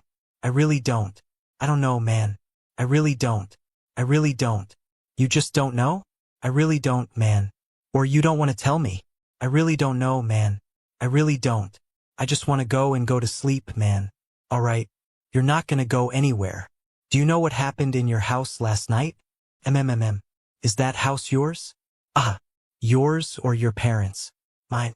You bought that house? Ah. Okay. All right. What happened? I don't know what happened. You're all beat up, right? So tell me what happened. I don't know. I just want to go to sleep, man. That's it. Remember what happened to your nose? There's a big chunk out of your nose. I don't know. Something grab you? Were you frightened with somebody? No. I need to go. I need to go back to sleep, man. I'm just tired, man. That's it. Didn't even do anything. I just want to go to sleep. Do you remember what time this happened? Your eye? Like 1 or maybe earlier. I don't know. I don't know. Do you know Eric's girlfriend? Yeah. What's her name? Heather. Eric's girlfriend's Heather? Okay. Alicia, the girl that lives in your house. Do you know who she is? Okay. Yeah. What about her? Do you remember what time she came home last night? Not really. Why? I'm just asking. I really don't. Okay. She said when she came home last night, your eye was already like that. Do you remember letting her in the house? I think so. Was your eye already screwed up like that? It was later in the night after she got back. So like 2 in the morning, I was already sleeping though. So she got back at 2 in the morning? Yeah. I don't know from where. Okay. By now, it was quite clear that the questioning was going nowhere. Finally, Detective Dalton decided to confront Ryan with the tragedy that had happened the night before. I don't know. I just want to go to sleep, man. That's it. Hey, Ryan, there's a dead girl in your living room. She's dead? Yes. Heather? I don't know. I want to know what happened in your house last night. The girl on the couch is dead? I don't know. If she's on the couch, she's dead. Well, these people came over with she and his dad with shooting arrow blowing darts. You know what I'm talking about? Yeah. And me and her with those. That's it. And Heather wasn't there. Eric wasn't there. It was just me and Heather. I was there. You and Heather were there. And then what happened? And that's it. Richie and his dad tried to break into the back. Richie and dad his dad? Who's Richie? I don't know. Well, you obviously know him. You know his name by yes. You lived there. Was he a roommate of yours? He used to be. And they hit you and they hit you? Yeah. Now it's Richie that hit you, not Heather? No. Richie and his dad. Richie and his dad. They hit you? Yes. Why? Because they're trying to get their stuff. I don't know why. And they hit some kind of bow and arrows? They each had 2 revolvers, and they didn't lay off any shells. Okay. You just said they had bow and arrows. Now they have revolvers? That's what I meant. They have revolvers. They have revolvers? Yes. And then what happened? And then they shot us at those. They shot both of you? Yeah. Where'd they shoot you at? I got shot in the eye. You got shot in the eye, I think so. With a revolver. I think. I don't know, man. I don't know. Fuck. Then what happened? I don't know. You don't know a lot, Ryan. I don't, man. I really don't. Did you shoot Heather? MMMM. I heard you have a lot of guns in your house. MMMM. No? MMMM. You know we're gonna look. Ryan, why don't you tell me what really happened there? Because I don't believe I really don't know, man. I really don't. I don't know. I could tell you anything. I swear. I want you to tell me the truth. That's all I want to know. Richie and his dad came there and I don't know why. I don't know why. I don't know why, but they put me in sleeping hold. And like, they put me in sleeping hold, put the arrows and shit. Like, I lived through that crap. Okay. They put you in a sleeping hold? Yeah. What is that? I don't know. I don't know. I really don't. I don't know, man. You're telling me they put you in a sleeping hold. What is a sleeping hold? I don't know. Well, explain it. I hear you. It's coming out of your mouth. Explain that to me. What's a sleeping hold? I really don't know, man. I really don't. I really don't know. But was finally able to recall a few events from last night, revealing some information about the intruders. You're all over the board here, number 1. You're seeing bows and arrows. You're seeing revolvers and you're saying that's some other thing, and these you're saying they shot you in the eye. Okay. They shot you with a revolver in your eye. Yes. And that's it. Is it a BB gun? No. It was a real gun, man. It was just a revolver. Shot you in the eye with a revolver, you wouldn't be talking to me right now. How do you know? It was most likely you'd be dead. That's what I thought too, man. I really don't know. Okay. I really don't know, and I just want to go back to sleep and try to go back to bed. You're not going back to bed. Okay. That's not gonna happen. Alright. But what happened, man? What do I gotta do? Just tell me what I gotta do. Alright. Get your feet off my chair is number 1. Number 2, what happened to Heather? I don't know, man. I really don't know. You're now saying Richie and his dad shot Heather. Ah. Is that true? Yes. And they shot her with a revolver? Yes. And did not use any gun. They came with those guns. Ah. And they came through the where? They were breaking in? Through the back. Through the back? By your door, or is there another door? Through the back door. Through the back door? Is that off the kitchen? Ah. And why would they come on Christmas Day? I don't know. I really don't know. Really don't know. Did it break in? Or did you let him in? I let him in. And then what happened? And they started shooting up the house. With a gun? Okay.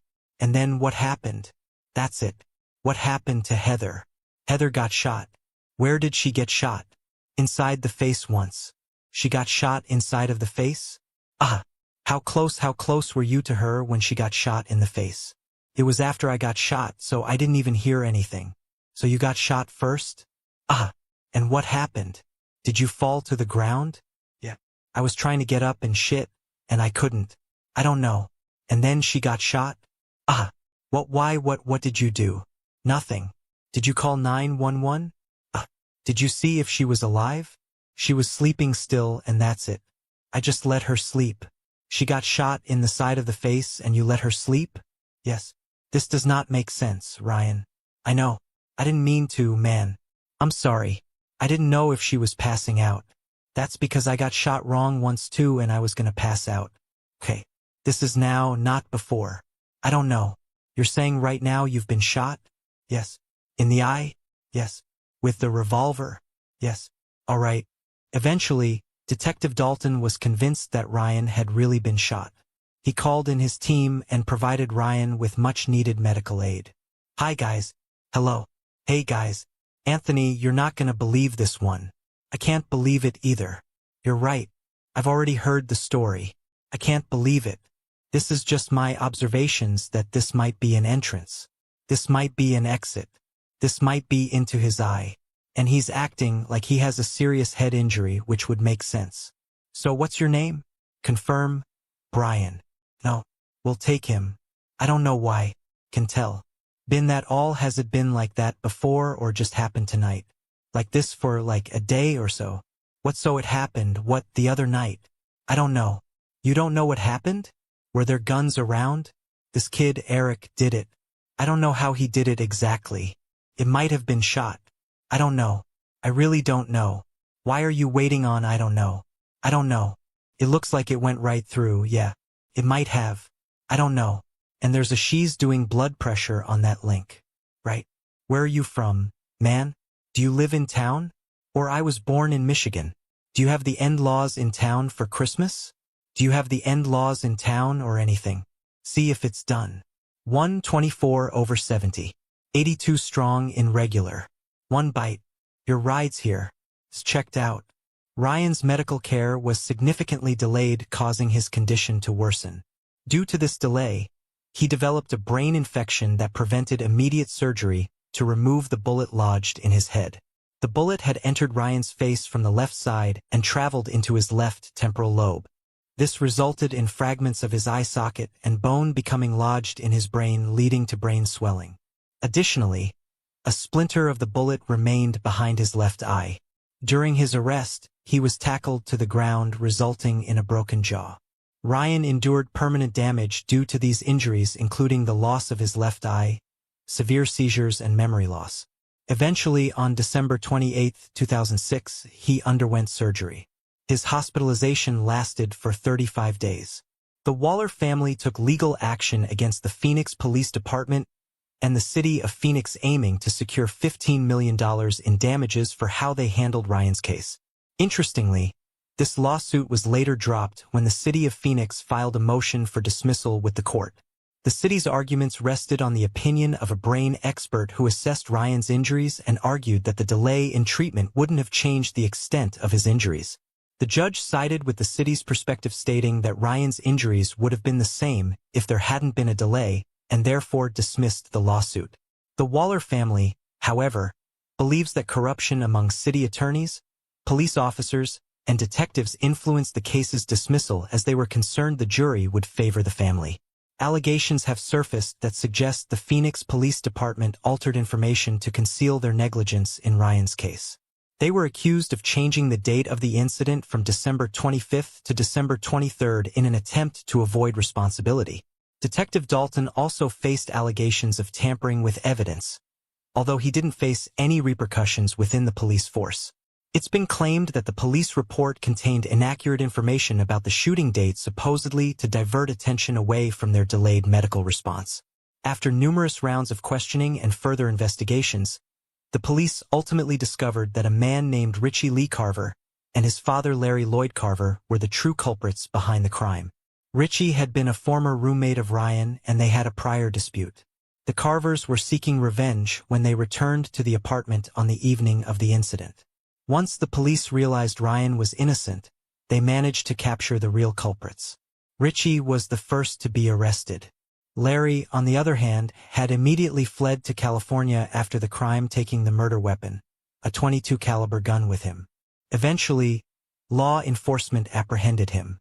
During this time, Larry's wife, Cheryl, spoke with detectives and confirmed that Larry and Richie had left on December 25, 2006, supposedly to retrieve Richie's belongings from his old home. She revealed that upon Larry's return, he'd confessed to the murders, admitting to killing 2 people. However, just before the Carvers' murder trial was scheduled to start, Cheryl retracted her statement, claiming that she couldn't remember Larry's confession. She stated that she lied to the detectives out of anger toward Larry during their turbulent relationship. As a result of this, the case against Larry was dismissed, since Cheryl's confession was the sole evidence against him. This led to his release. Richie was identified as the person who fatally shot Heather. In February 2008, he was convicted of multiple charges, which included felony murder, burglary, aggravated assault, and misconduct involving weapons. As a result, Richie received a life sentence in prison with no chance of parole. Heather's family pushed for changes in spousal privilege laws after Larry was released due to Cheryl's refusal to testify against him. In February 2009, Arizona legislators passed Heather's law, which removed spousal privilege when a spouse voluntarily shares information with the police about their partner's involvement in crimes. Following a lengthy legal battle, Larry's case was reopened and he faced charges of first-degree murder, attempted first-degree murder, burglary, and aggravated assault. In January 2013, Larry was found guilty on all counts and received a life sentence in prison without the possibility of parole on January 25, 2013. Ryan, on the other hand, returned to live with his parents, who took care of him.